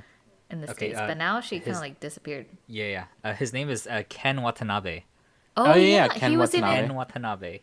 They use he him in in Inception? everything. Is he in Inception? Is that the same guy or is it a different guy? No, it's him in Inception. Oh, in okay, Inception, okay. Yeah, Ken He's in Watanabe is in everything, too. is in everything. That's true. What's he is. what's the guy who plays Shang Tsung in Mortal Kombat? He's also in everything. I wouldn't say he's in everything, but I was happy to see him in Man in High Castle. I can tell you that. He's in Man in High. Wasn't he also in Heroes? Or am I thinking of someone else? No, you're thinking of someone else. I think you're trying to think of like Masioka's dad or something. That's what you're thinking of. It's funny because like we were talking about like popular Asians taking all the roles, but I feel I feel like it's similar in K dramas too. Like I see a lot of the same actors and actresses in like the dramas I watch. I'm like, hey, I recognize Yeah. you. Like you were here. Like and now you're there. Yeah. So it's. Yeah, Are you still looking at people? I am. His name is Kari Hiroyuki Tagawa. Yeah, I see him a lot. Yeah, really? Like I was looking through his list. The only thing Or he does a lot of voice acting, like in between this stuff. He does a lot of voice acting. So I was like looking at it. I was like, oh, he plays like that really old Asian Chinese guy. You know what I mean? So yeah, he'll voice act those kind of roles. He just has that voice, so that's That's probably funny. why. You know who else is also taking all the roles is Si Ma. Is that his name? How do you pronounce his name? You guys know who I'm Right. talking about? Yeah. Yeah, Yeah, I know who you're talking about. He was 'cause he was dang, he's wasn't he in the dad in Rush Hour or am I tripping? yeah he's he's the dad Yeah, like yeah, yeah. He the is Dad the in Rush dad Hour, in right? Rush Hour. yeah so he's Yeah. in there and then Yeah. he was recently in the movie that I just watched Tiger Tail. Yeah, so they're reusing a lot of Yeah. actors. And if anything, I'm hoping they reuse Steven Yeun because, you know. Yeah, Yeah. I really like Yeah. him as an actor, but I think he's doing a good job. He's like very picky about what he's doing. Like, okay, Steven, we want you to play like this taekwondo martial artist from Korea. Like, he ain't gonna pick that. Any more popular Asians? That's all I can think about right now. There's not a lot of women, Well, but we're I starting feel to see like them now a little bit. Just a little bit. Well, they still use Michelle Yeoh. She's kind of old now, but they still Yeah, use she's her for kind everything. of old now. She is. She's She kinda is getting old older now. now, which is fine. Like, you know, people get older. Has she been in anything recently? I can't Crazy remember. Rich Asians. Oh yeah. Oh yeah. I guess so. She's the Well, madre. actually, Henry Golding, I feel like has been, I guess, quote unquote, in demand too. Yeah, Oh, okay. similar to Aquafina, like after Yeah, Crazy, Crazy Rich Rich Asians. Asians, and he got Oh, really okay. popular. Yeah, because he's in that one Christmas movie, Last Christmas, and then he's also in this Guy Ritchie film as well. Okay. So yeah, I guess you could say he's the one another with popular the one Asian. with Anna Kendrick. I don't know, is it? I don't know. He What is did it he called? did a movie with Anna Kendrick. The Gentleman. It's called The Gentleman. Oh no, I'm thinking of that movie he did with Anna Kendrick. And Anna Kendrick. yeah, didn't he do a movie where it's like this like thriller? Oh yeah. Oh, A Simple Favor. Yeah. That's what I'm Yeah, thinking. that. You looked at me yeah. like I was crazy. No, because I was thinking of the Christmas movie he did. I was like, that's not Anna Kendrick. I was like, that's Amelia Clark. But yeah. Yeah. So if I guess anything, they're then- riding off the high of Well, Crazy now that you Rich mentioned Asians. Emilia Clarke, like if anything, that's pretty much just what the nature of Hollywood is. Like they'll just grab onto any like up and rising, really popular star just because they're from a familiar franchise. They're like, oh, this person, I've seen this person in this show, and they're like, Right. That's what they're like, pretty much doing with all the yeah, Asians they, here. Yeah, they can make us some money. Mm-hmm. Even if the Yeah. movie's bad. yeah. Yeah. Anyone else? No? Well, we're still talking about Issues Film in industry. Asian The film American- industry. yeah. Okay. Yeah. So, no, I don't want to say issue, but another topic I wanted to discuss was dominant Asians in the film industry. So, we see this very often with Koreans, Chinese, Japanese, Indian, and then we also have listed Thai and Indonesian, which I don't know too much about. But as we can see with like Parasite, and then there's a lot of like, I guess what's Crouching Tiger, Hidden Dragon, that was considered like Chinese, right? It is like, It was Chinese. Chinese made, right? So like that, and then there's movies like for Japanese, like movies like The Grudge that get remade into like American. yeah. Yeah, and Yeah. then there's 'Cause, also Well, back go then ahead. subtitles weren't really a thing, right. so they had to like re-release it for like other audiences properly. I think that's why. The general public or whatever. Yeah. Good luck doing that with Crouching Tiger, okay, Hollywood? Yeah. Try to remake Crouching Tiger with. Let's not even talk about Crouching Tiger and Dragon Part 2. That's just not. Nope. Okay, Jess, go ahead. Oh, and then another, I guess, a very popular film industry would be Bollywood. So from India, I feel like it's been like the biggest. I could be wrong. I think it's The still the second biggest. biggest. Yeah, Yeah. it's like the biggest. I would say biggest from like the Asian countries. Oh, yes. Would you guys say? Yep. Yeah. Yeah. Because I feel like be popping out movies Everything. like all the time. 3-hour-long epics. Yeah, it's wild how long Bollywood films are. They're like 3 hours long. They're good, but they're so long. But yeah, anyways, so just wanted to talk about like these dominant, I guess, Asian film industries. Yeah. Well, I'll go ahead and go first. Okay. The first big one, obviously, I mentioned earlier already, is when they decide to remake the story in another setting. I don't know of any good remake examples though, you know what I mean? Like sometimes like the story can get lost in translation at times, but sometimes like it gets remade so many times, like the story's so universal everyone can do it. An example is Shutter. Jonathan and I watched it for our last Halloween special. That movie has been remade into an American film and into a Bollywood film too. And it's been remade again, I think, in another as another Bollywood film. So it's like sometimes like if it's so good and it's so popular, they're like, you know what, like I think we can retell this story, and I think people will like it. I think people will love it. So that way, it kind of feels like it's kind of in their shoes. And for some reason, I can only think of really bad examples. Okay, so we got Death Note, the Netflix original film, and Death Note was adapted from an animated series. Has like a 70 something episode series, maybe shorter. I don't remember. And they've made some Japanese live action films on it, and then they decided to remake a live action version. Netflix decided to do an original adaptation of it, and it was just bad, just all around. And it wasn't necessarily because of how they did it. It was more about like the core story itself. Like if you want to translate it directly, it just wouldn't work. Like you have to take a lot of liberties, and you have to really think about how you can turn it to where it's understandable from an American culture. I watched this guy; he critiqued on it, and the biggest thing he was saying was that in Death Note, the main character, he's like a really really smart character. Like he's kind of like a mastermind kind of character. He's always thinking ahead, and he's doing really great in school, like really good grades, right? And the thing is, like, education is really highly regarded in Asian cultures and Asian countries too, and so he had that. But then when you transfer it to an American culture, it's like, well, it wasn't that big in American culture, like education studies. Like no one did that in like high school rom-com films or whatever. You know, all you see are the jocks and the cheerleaders. You know, that's the kind of stereotypes you see in high school. So you can't translate that too well from that kind of story to bring it over to what we see right now into our own culture here. And so I guess when it comes to like these films, a lot of them will just kind of look at it and say like, hey, you know, I think we can try to redo it, but sometimes it'll work, sometimes it doesn't. But like, to be honest, bro, just slap subtitles onto it. Like you're really only gonna get those kinds of people anyway who are really interested into it. Otherwise, like, yeah, there are times where films would make, or these films do make a huge impact on the industry, especially if they're popular in their area, their region. Other people are going to start looking at it like, you know what, I think we can do it too. I think we can try it out too, you know? So. Mm-hmm. I can think of a positive example of a remake. A good remake? The Departed. Ooh. Okay, they did a good job, but it did feel very one for one. What do you mean? Every minute from The Departed was like a minute taken from Infernal Affairs. Oh, really? I haven't seen Infernal Affairs. Yeah, I've seen both. That's why. The Departed is really good though, like really freaking great movie. Infernal Affairs is just as good too. And I think Scorsese, I believe he made it. Scorsese, he did a good job translating that into something mob. Where like mafia, mob, any organized crime. You can do it with anything really. Yeah. But he did a really good job translating that into American culture, because that's how they would see it, and Chinese culture sees their triad organized crime differently too. So he did a great job doing it, but it was one for one though. Like if anything, that's my only issue. It's like they definitely could have taken a few liberties here and there, but yeah, it just felt like they just rehashed it and slapped DiCaprio on it, and Matt Damon, is Matt Damon in it?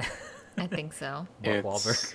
Yeah, Well, Matt they're both in it, Damon, Jack Nicholson, Mark Wahlberg, Yeah. Martin Sheen, all the big names. All the big names. Yeah. Yeah. Like, Yeah. like I said, still a great film, but I do feel like it Right. was a one for one. Right, but then translation. like the majority of American remakes are pretty bad, and I'm thinking, Yes. especially the horror ones, like, you know, like The Grudge It with, got remade twice. with Sarah Michelle Yes. Gellar, yeah. terrible. The Grudge, The Ring. 2020, terrible, super bad. The only thing that was good was the music. Shout out to the Newton brothers. The Ring, like, pretty bad too. So Yeah. I wonder why, like, No, there was a horror movie about mirrors. I think it was a Korean horror movie. They translated that. They made an American remake of it. Are you guys familiar with that? they did remake A Tale of Two Sisters, Yeah. and that was pretty bad. I think it was The Yeah. Uninvited. Yeah. Yeah, watch the Korean won- one.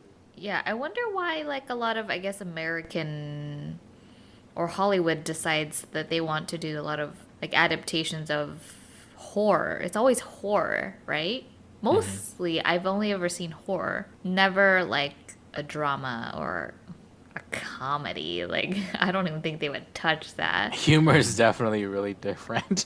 Yeah, like humor is culturally, impossible, I yeah, think. Yeah. it would be difficult to convey.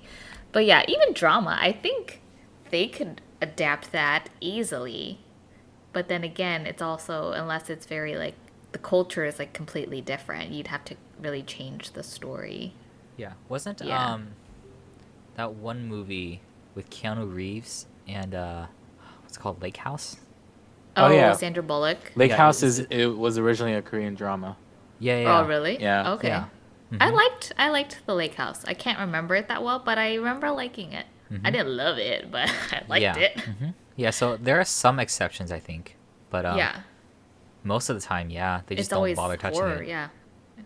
Mostly. Well, those are the ones we remember, I feel like. Yeah. Yeah. I'm sure there are a bunch more, but Like we're not gonna get a remake of Battle Royale.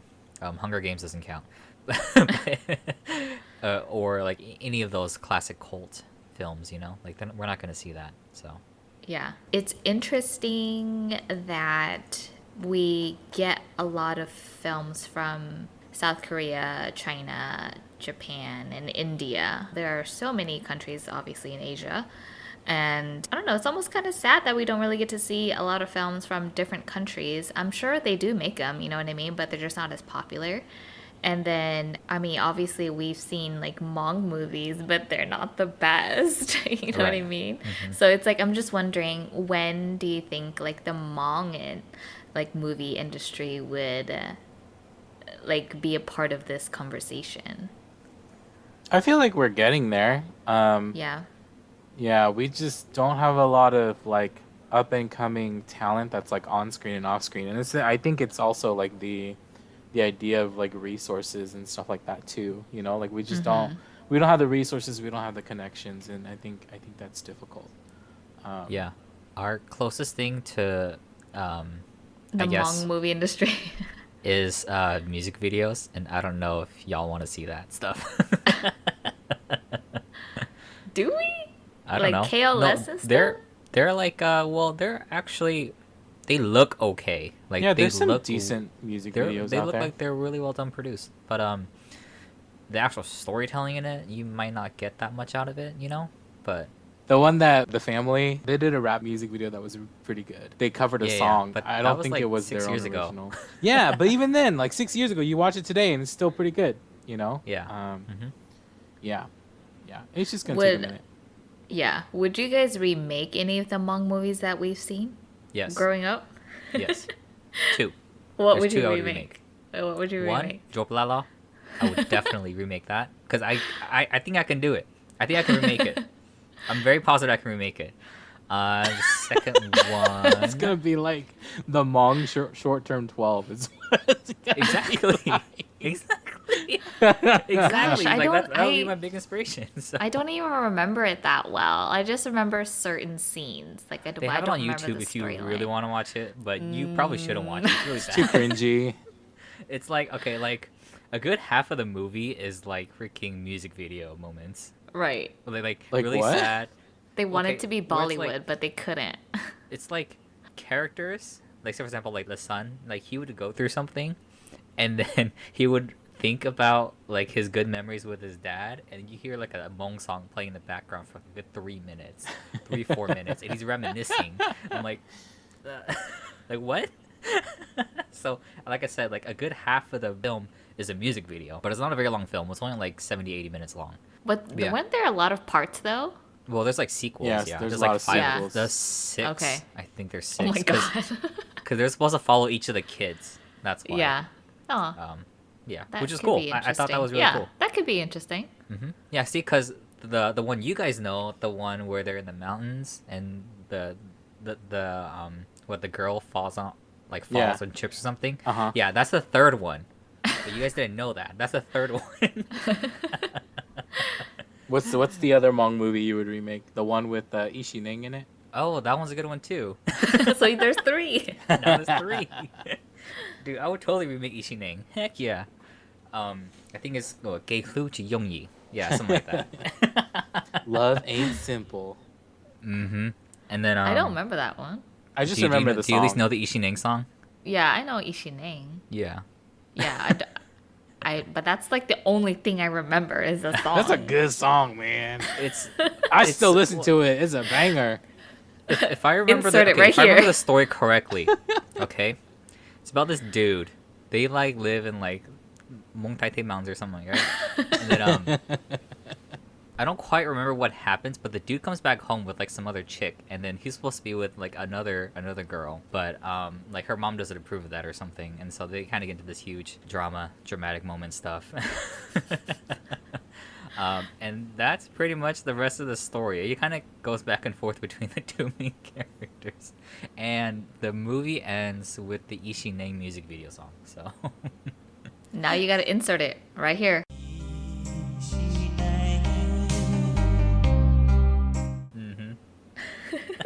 It's a good song, y'all. It's but a the good third song. one is any of the Vietnam War Hmong films that we made. Yeah. We made a shit ton of See? them. Yeah, any See, of them. that's what I'm saying. Like, remember when we were talking about like a possible movie that we would want to write? I think that would be a very good film because we haven't seen it yet. You're talking about like the Hmong Chow Fa movies? Yeah, any of them. Oh, okay. Yeah, I would do any of them. Yeah, I think it would be a very interesting story because we haven't heard it. We've read parts here We've and there, read- and yeah, and we've if anything- heard from like yeah. parents and stuff and Yeah. other people, but there's no actual movie about it. I think it'd be very, very cool Yeah. to see that. One of the only ones that I've seen that I actually like think has a lot of potential is Spirit Beside Me. Yeah.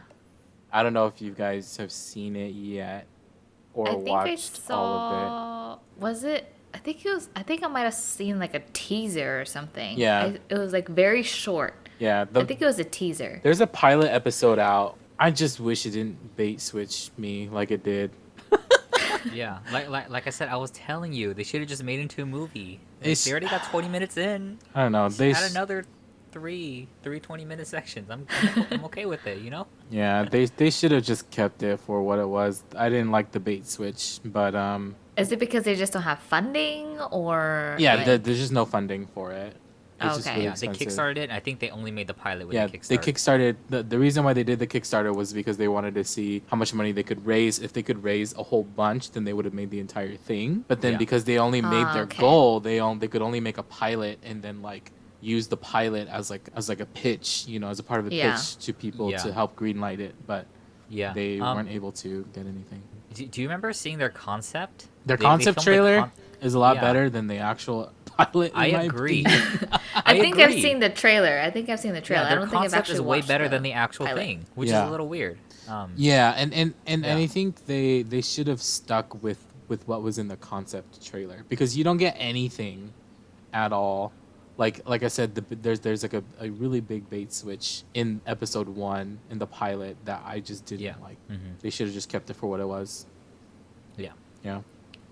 But yeah, I mean, there's a lot of potential there. If I was someone who had a crap ton of money and I was in the film industry, I would pick up that director and I would pick up that project and work closely with him and have other people who I trusted in like work with him as well.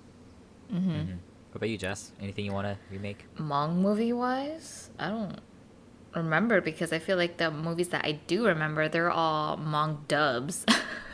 Nah, Manuna. No, That's a Chinese movie.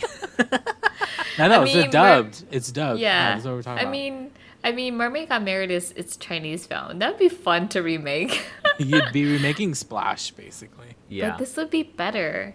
because No. they're like not like they're not like high school kids. There'd be Asians. Yeah, they're not in high school. Yeah, with Asians. We'd have to have Takeshi Kaneshiro though. Like, we would have to. He can be like the. One of the teachers. He or can something. be no. the principal. Yeah, he could be the principal with the chicken, the chicken leg. God, I love that. I love that movie. It's so nostalgic. Yeah. Anyways, but yeah, I don't know. I don't think I would remake anything because I don't remember a lot of films growing up. Okay. Yeah. Oh, yeah. So you want to talk about the Thai and the Indonesian film industry? Yeah, so Thai films are still relevant. They haven't really been popping out too much. Like their biggest ones are Ong Bak, put Tony Jaa on the radar. Now Tony Jaa is like being dragged into every single project out there, any action film. And then their horror films. There's quite a few. Shutter, obviously one of them. And there's another one I remember called Coming Soon. I don't think. Are you guys familiar with that one? That sounds familiar. Is that the one with the Coming soon. telephone, with the cell phone? No. It's about like movies. It's It's like a if you movie watch about this. movies? Yes, I remember that. Yeah, if you watch this movie, you're gonna die at the end of it or something. Because when they actually filmed, in the movie, when they filmed that movie in the movie, like the actress died, and they kept that scene in it or something. Oh, I yeah. just looked it up. she It looked haunts creepy. that film. Yeah, So there's she haunts that film basically. yeah. That's I the should have premise looked of it up. You knew. I didn't you tell knew you it's to gonna look be it up. scary.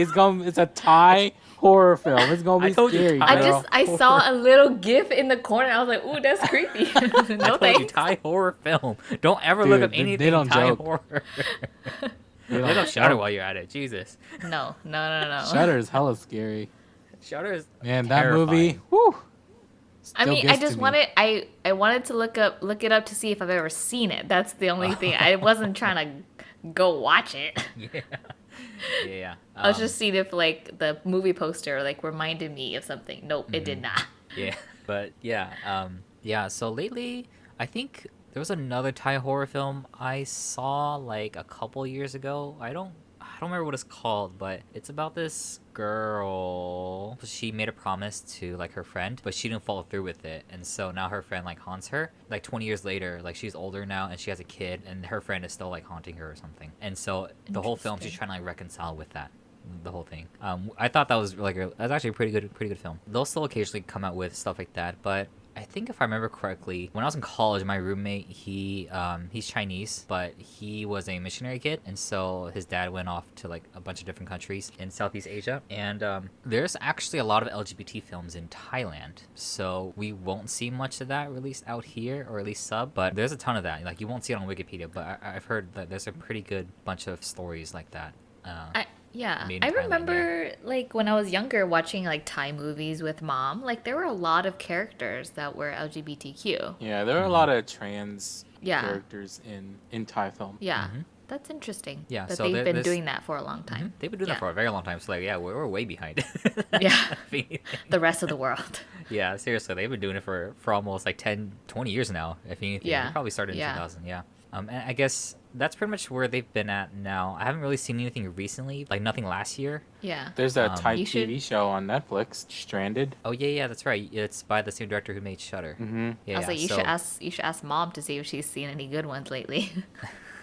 Yeah, I'll ask. Otherwise, the Thai film industry has been kind of like not growing, but not losing its momentum. It's just kind of Yeah. maintaining right now. yeah. But what's really been popping is Indonesia. Not a lot of people know this, but like Buffalo Boys. Yeah. Woo. But see, Buffalo Boys came to existence because of one particular person who decided to give this guy like some star power, or basically like he had an idea. The guy's name is Gareth Evans. He is a film director. He's white, I believe, but I think he went over to Indonesia for something, and then he was picking up like some parcel, and he looked at the guy. He was like, you know what? I think you could star in a film. Like I think you can do a really good job in the film. Wow. He was like, Look okay. at the draw. So they made Morantau. I think it was made in 2007. The guy is Eco UI. This dude's in like everywhere now. Every Netflix original with an Indonesian dude is probably Eco UI. Not even just Indonesian, just like any action, like Yeah, any any action Asian flick. action person. Any Asian action Yeah. film, I guess you're he gonna is- find Eco UI in it. He is kind of like the successor then of like Jackie Chan, Jet Li. Mm-hmm. Yeah. And I'm hoping he gets his own gigs now, because lately I think he's still learning English. I think if anything, that's the big thing that's kind of holding him back a little bit is the language barrier. But otherwise, like he's doing great. The Raid was what really put them on everyone's radar. I've heard that movie. Yeah, The Raid is a really, really good film, but it is very, very not for the faint of heart. Let's put it that way. Very, very gruesome, like action scenes. Violent. It's very violent. Very Okay. violent. Like if you thought like I'm trying to think, I can't think of anything more violent than The Raid. The Raid is pretty violent. Battle Royale's pretty violent. Yeah, I've seen Like Battle okay, Royale. imagine Battle Royale like times 5. Yeah. Okay. Is it like upgrade? It's probably just as brutal as Upgrade. Okay. Yeah. But it's very, very well done. Like, they use the Indonesian martial arts very, very well. It has its culture. Like, you see it throughout all the films. In the Raid 1, the Raid 2, and I think they want to make a third one, but I'm not too sure now because Eco UI has been dragged into every single project now. That's funny. But HBO Asia also greenlit this TV show called Half Worlds. I think, Jonathan, we watched the first episode of it because I wanted to see your opinion on it. Half I don't remember. What is it about? It's an Indonesian. It's HBO Asia show. Based on Indonesian mythology. I don't think you remember. I don't remember. Yeah, but we watched the first episode. I asked you about like its opening prologue because it uses like this narration cartoon thing, comic book style, to kind of explain like the world that they're setting up. Yeah, I bet you if I watch it, I'll be like, oh yeah. Yeah, probably. So it's kind of like so the even Great HBO, Ruler then. The Great Ruler is even like that. HBO starts greenlighting like all these things, and then I think season 1's about Indonesian mythology, and then season 2 is about Thai mythology. So they start to kind of branch out all these two different cultures, which is really, really interesting. Which is why like I'm always a big fan of like any country, anything that wants to like get bigger, tell their stories. Like they can do it. You just got to get to know. You gotta get real lucky. You just got to deliver mail to the right person.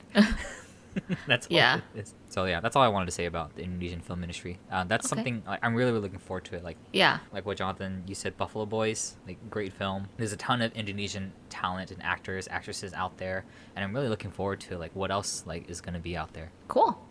I didn't know that about the Indonesian film industry.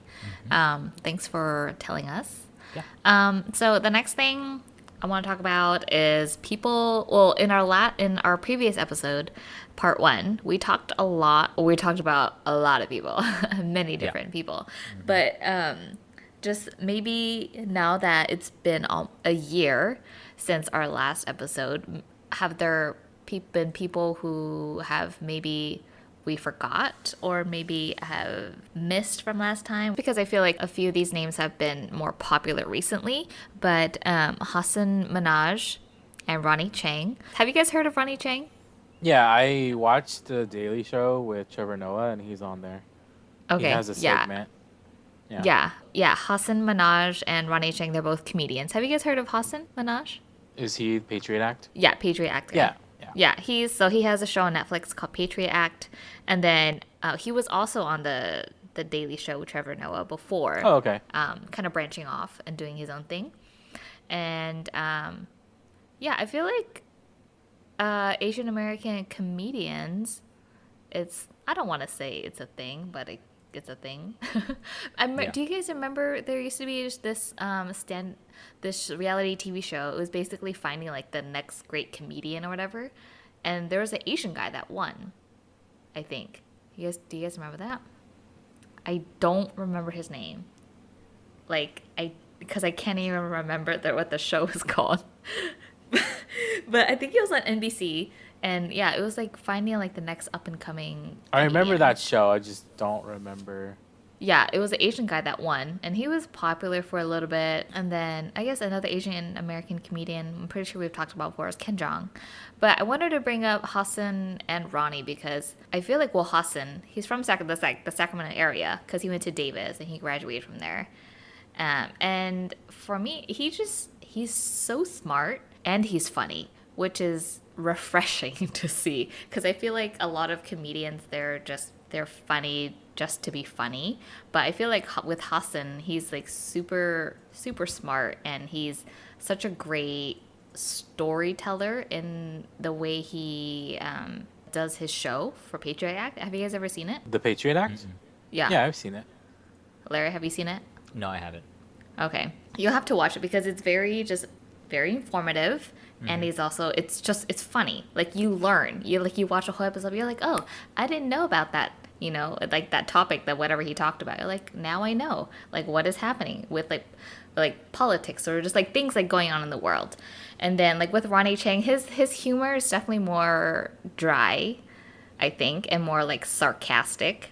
But I kind of like that too, because he kind of plays like that character in Crazy Rich Asians too. Do you remember him in that, Jonathan? Yeah, he plays the annoying guy, doesn't he? Cousin. Yeah, I think the cousin. Yeah, the really with obnoxious. the family. Yeah. Yeah. Yeah. But I love him. I think he's so funny. So I think it's great that Asian Americans are also like, oh, Asian Americans. They're also like we're also branching out into, like the like like the comedians. I don't know what to call that, like, niche Comedy scene. like comedy. Yeah, like that comedy scene. I mean, I guess you could put like Aquafina in that too. Ali Wong.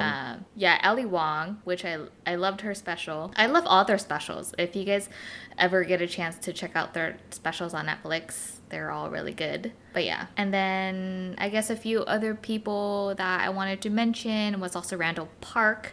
He is the dad in Fresh Off the Boat. And then he also recently did a movie with Ali Wong on Netflix called Always Be My Maybe. And I don't think we mentioned Sima, which we've talked about him earlier. He's the dad in Mulan and also the dad in Rush Hour.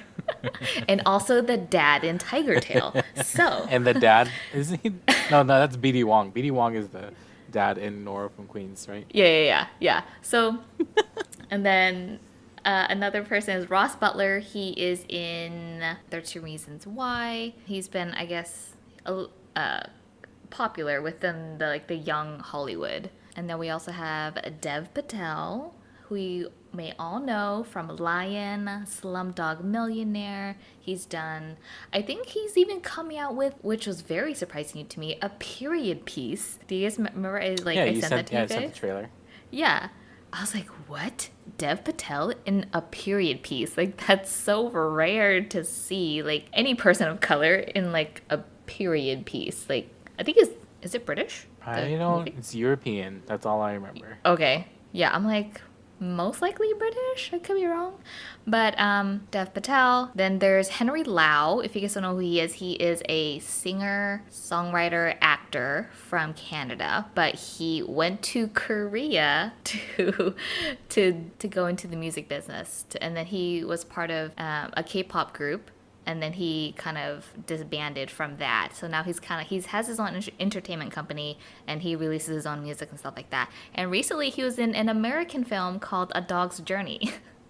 And he played the love interest, which I loved, because I was like, oh, there's an Asian guy in an American film that's a love interest. I really loved seeing Henry in that movie. And then I feel like there's so many guys that have been popular, I guess. And then a Bollywood actor from India. He is a part of a main cast on New Amsterdam. He plays a doctor. His name is, I'm gonna butcher it, Anupam Kher. He was also the dad in Bend It Like Beckham, if you guys remember that film. And then another popular actor is Manish Dayal. He's also part of the main cast in The Resident that is on Fox. So I guess these are kind of like the people that I've seen ever since we've talked about like Asian American actors in Hollywood. Mm-hmm. Yeah. Okay, some random thought that came in my mind. Yeah. When you're talking about Henry Lau in a romantic, like, love interest position, I was thinking to myself, you know what? I'm gonna remake Ishineng like a Nicholas Sparks film. Be the best way to do it. You know what? Why isn't there a Nicholas Sparks film with like Asian people in it, huh? Where's that at? Because all of his films are based in South Carolina, North Carolina. There are Asian people. But I feel like most of his stories are based off of his own experience. That's why. Oh, okay. Yeah, that's what I've read. Yeah, our closest thing is probably Crazy Rich Asians then. Yeah. Mm-hmm. Yeah. Is there anyone, do you think, that we may have missed last time? Do you guys remember now? Nope. No. The thing is, I don't know who we talked about. I don't remember. I was like, if we talk about a lot though. Yeah, we did talk about a lot of people. I think we talked a lot about like the main people that we remember growing up with. Right. Like Lucy Liu, Ming Na, Jackie BD Chan. Wong, Jackie Chan, Jet Li. Yeah. Those are like the main people we remember seeing growing up. But now it's nice to see the shift a little bit more, because now I feel like there's a lot more Asian Americans on screen. South Asian, especially with like Anupam Kher, there's Dev Patel, and also Manish Dayal. So it's nice to see more people. I would like to see more even more. The next thing we want to talk about is how international films, non-American, have shaped who we are in our experience growing up. So one of the things that I wanted to talk about was basically how international films are a part of the Asian American experience. For us growing up, we watched a lot of Hmong dub films, I guess, you know? Right. But then they all had subtitles on them too. And so we like were used to, you know, having those subtitles in. And then as we got older, we started watching, you know, like other international films too from Asian countries. And those films had subtitles in them. So for us, like subtitles on like in a film are not like the worst thing in the world, you know? Yeah, they're not foreign to us. Yeah. Right. Yeah, I feel like even with American TV now, I watch it with subtitles. Like, even though I obviously understand what they're saying, I like to watch it with subtitles on, just because I might miss with miss captions, something. you mean? And Yeah. so, I just feel like it's a very formative part of our experience as Asian Americans growing up. And I remember watching or trying to watch The Man from Nowhere, which is a Korean film. It's a Korean action film, and 10 minutes into the film, like one of my friends was like, I can't do this, and it just kind of threw me off. Like I've never watched a film with someone before. I guess that's the only time I've ever watched a film with someone that was in another language, and like we had to stop the film because they couldn't watch it, you know. Like I just don't know anybody who, you know, besides that person who, you know, can't do subtitles. It's just a thing, you know. It's like it's like What's so hard about it? You're just reading it. I feel like it's an adult thing, you know what I mean? It's like grow up, like grow up, go Like, to oh my work, God, it's you know, too or something, you hard. know. I don't want to read. It's so interesting because my experience with Man from Nowhere, like I first watched it in college, and with my buddies, like I think they wanted to watch Man from Nowhere, so we watched it, and then we were streaming it. It was English dub. They're like, "Bro, find the Korean one, man. We can't do English dub. What are you doing?" Yeah, English dub is yeah. weird. I don't Yeah. like it. But like we couldn't find a Korean version, so we just sucked it up. We watched it in English, which is fine. But even when I try to find movies for Dad, because I know Dad loves like martial arts action movies, he has a hard time reading subtitles. So because it goes by too fast, so he'd rather actually hear it in English. I mean, obviously, preferably Hmong, but like that's why they have Hmong dub stuff way back when. It was interesting how like he didn't. Yeah. English is his second language, or even Right. third language, you know. Yeah. And so, like, of course, Technically reading, fourth. right? So, like, technically, reading for him, of course, it's gonna be hard. But this person was white, and so like they have no excuse, you know. Like, just read it, you know. Like it's. I feel like that's just a straight up like ignorant, being like ignorant. It is. It's just like, oh, I don't even want to try. Like if you were to bring like someone to like a certain type of restaurant or something, like it's like they've never done it before, and they're just like, oh, I'm not even gonna eat that. Like, but you haven't even tried it. Like, how do you know if you don't like it? Right. It's like that. Yeah. Yeah. Anyway, sorry, like I cut you off. Oh no, that was pretty much it. But I think my experience when it comes to like subtitles was like, I guess the memory I remember the most is watching foreign language horror films when we rented it from Blockbuster. So talking about like The Ring, The Grudge. I don't know what got us into that. I think our cousins might have got us into that horror film stuff, right? I don't think we borrowed it from Blockbuster, because Blockbuster at that time didn't even have international films, really. Not Asian ones. Oh, really? Not I'm pretty the sure. Asian ones. Oh, okay. They had like definitely like European international films and stuff, but we had to go to. I remember this specifically because we were all hanging out together, and one of our cousins, she was like, "Oh, like, have you guys seen The Grudge?" And we're like, "No, what's that?" Like, it's called Ju-on, The Grudge. It's like a Japanese film. We're like, "Okay, where are we gonna get it?" And like, there was literally like it wasn't in like the American stores, so we had to go to this like janky ass like, what are those called? Like, it's like one of those side stores next to SF supermarket, you know, like Okay. It's Yeah. like Yeah. one those of those video stores, yeah, right? those gift Right. souvenir stores.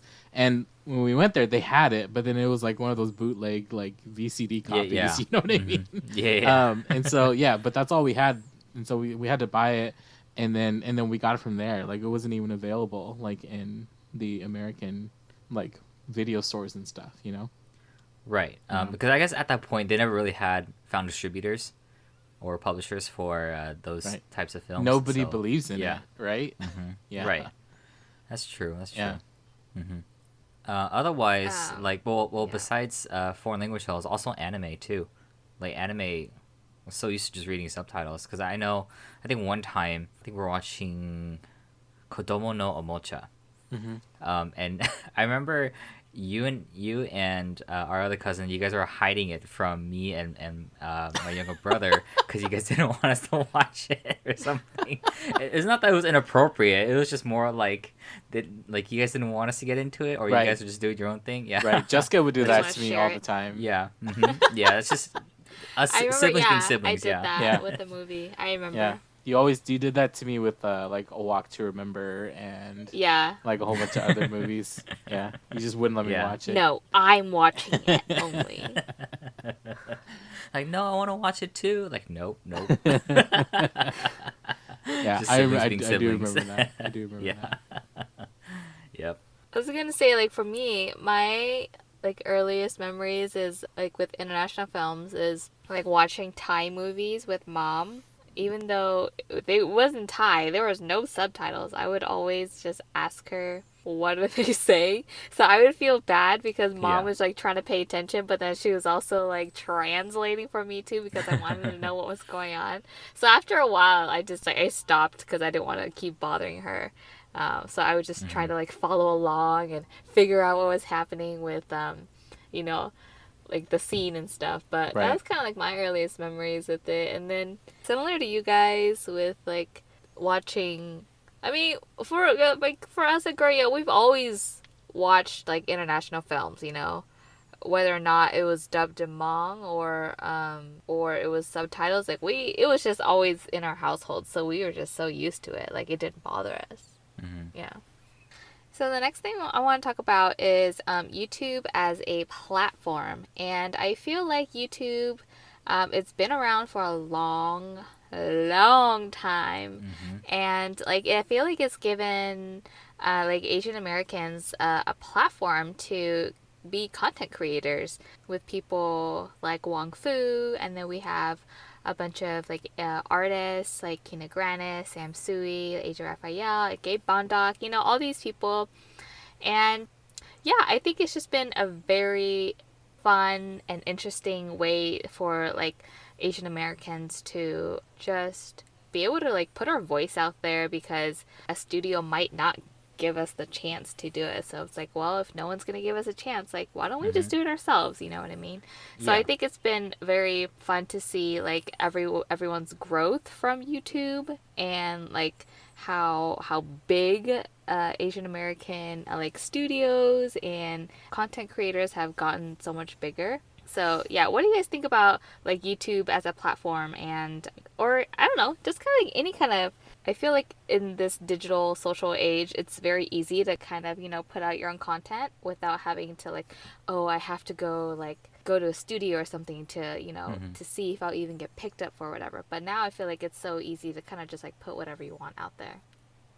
Right. Yeah. Now it's sort of like some publishers or some companies don't believe that there's a market for a lot of things, but then in a way we have to be able to prove that there are people out there who are willing to listen, willing to support. And that's always like the biggest concern when it comes to these companies because it's like they don't want to invest too much money into talent that may or may not have a big return. And that's what YouTube does. YouTube gives us that capability to be able to prove that, you know, hey, we can market and brand ourselves and people are interested in our type of content. And so yeah, I'm really glad that YouTube is allowing creators to be able to do that. Not just YouTube, you have like SoundCloud, Spotify. You have so many all types of platforms and services for people to be able to, you know, get publicity, get reputation, get known.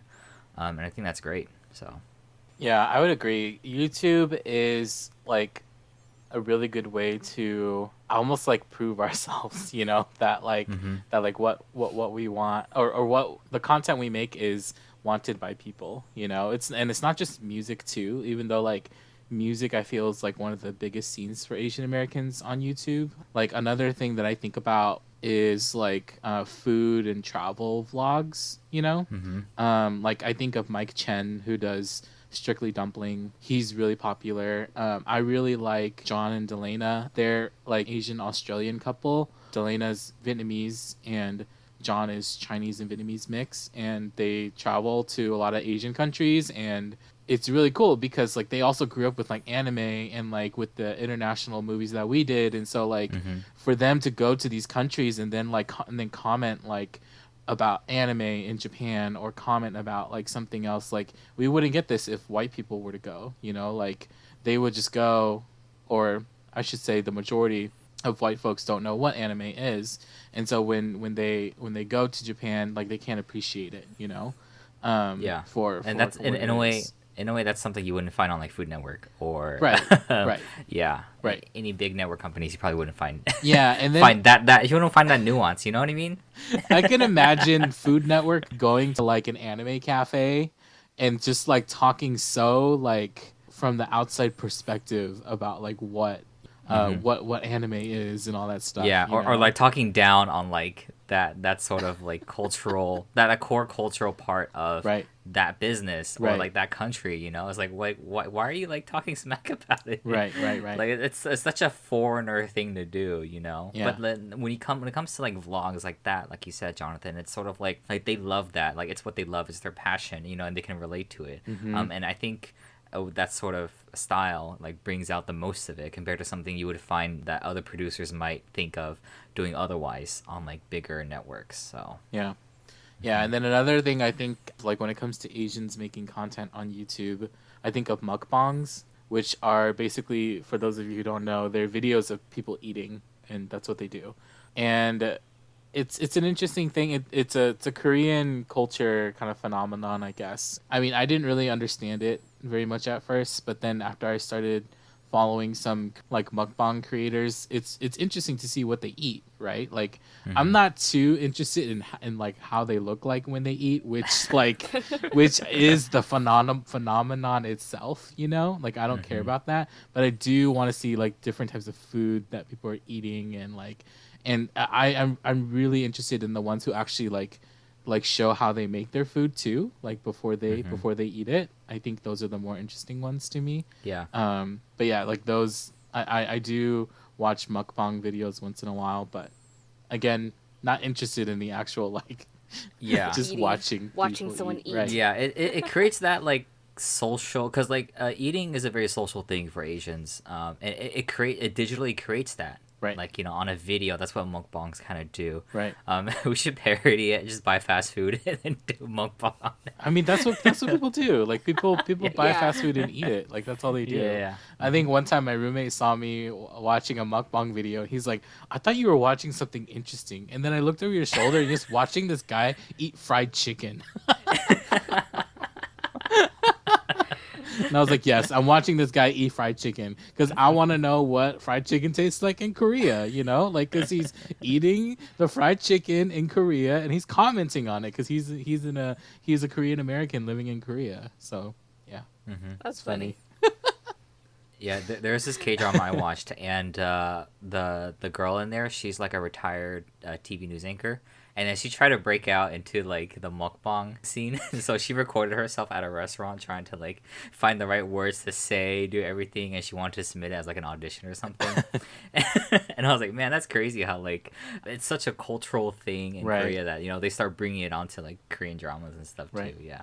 Yeah, I was Interesting. talking to one of my Korean friends about this, and she was telling me that I think there's a Korean word for it. Like, there's actually a Korean word to like compliment. It's like those Carl's Jr. commercials, you know, with those like girls Like, eating those they make huge. food look so good. Yeah, they make it look so good. Like that's essentially what like mukbangs are supposed to be. Like they Oh, make okay. like if you can That's- eat something and make it look so good, then you can make money doing it because that's Yeah. what people want to see. That's funny. Yeah. That's funny because whenever like I watch like BTS videos, right, or they have like behind the scenes or whatever, like they're always eating, right? Because they have busy schedules, so they're always eating, and they make food look so good. I'm like, dang, like, I want to eat whatever they're eating because it looks so good. Now I know it's like a cultural thing. Yeah. Yeah. To Yeah. make it look good while you're eating food. Okay. That's funny. I think another thing that I also want to mention is on YouTube there has been a platform and a voice for like Asian American women in terms of beauty influencers or beauty gurus such as like Michelle Phan, and then there's a few other influencers that I follow. They're like, I feel like I would put them in the like, I don't want to say box, but in the area of like lifestyle influencer, Yeah. where they kind of like do everything. So I follow a lot of people like that. Weili Huang, she's from the Bay Area. She's now in LA. And then Jen M, she's a Korean American living out in LA. So it's kind of, I don't know, I just feel like so proud because just to see them successful in what they're doing, like they're just, you know, vlogging about the things that they do, the things that they eat, and like, you know, beauty tips here and there, and just like lifestyle tips. And so I feel like it's been good for me, like being able to like watch Asian American women, like even though they weren't on like the big screen, like they were on, I guess, on YouTube, and I was able to, you know, learn things from them. So yeah. Right. Mm-hmm. Right. Yeah. Yeah, it's like and it's interesting because you know these people are like they don't have a lot of money, nor are they famous for anything. You know what I mean? Like you think of like Paris Hilton and Nicole Richie, right? Who had their own like TV show about them going around doing nothing. You know, like those are like the original reality TV vlogs or whatever. Yeah. But then they were super rich, right? Paris Hilton being the heiress to Hilton Hotels, and Nicole Richie being Lionel Richie's daughter. Like they had a lot of money, you know, so they can literally like pay somebody to film them and put them on TV. But these people, like, they do so much work for themselves, you know, like they record themselves, they edit themselves, like they had to start from nowhere and then build their platform. And then they could hire people when they start having like an actual income, like from the YouTube videos and stuff like that. Yeah. It's kind of like the actress who like works a whole bunch of different jobs, you know what I mean, like, and is not like super famous. Like it's not like she's Scarlett Johansson, you know, but then when you look at her like resume, like you see that she's in a whole bunch of TV and films that, you know, she just plays like smaller support roles or something like that, you know. Like these YouTubers are the ones who like work really hard and love what they do, but they're not super rich, you know, like they just make an honest living. Although some YouTubers are make a lot of bank. Yeah, they do. Yeah, but very Yeah. few, like maybe like 0.1%, you know, of all YouTubers. Yeah. Yeah. Yeah. Yeah. So this concludes our part 2 of the Asian American experience. You guys can look forward to the next few episodes that we will be putting out on music, TV, and film. And then we also have a special interview with our parents. So thank you guys so much for listening. And again, I'm Jessica. I'm Jonathan. And I'm Larry. See you guys next time.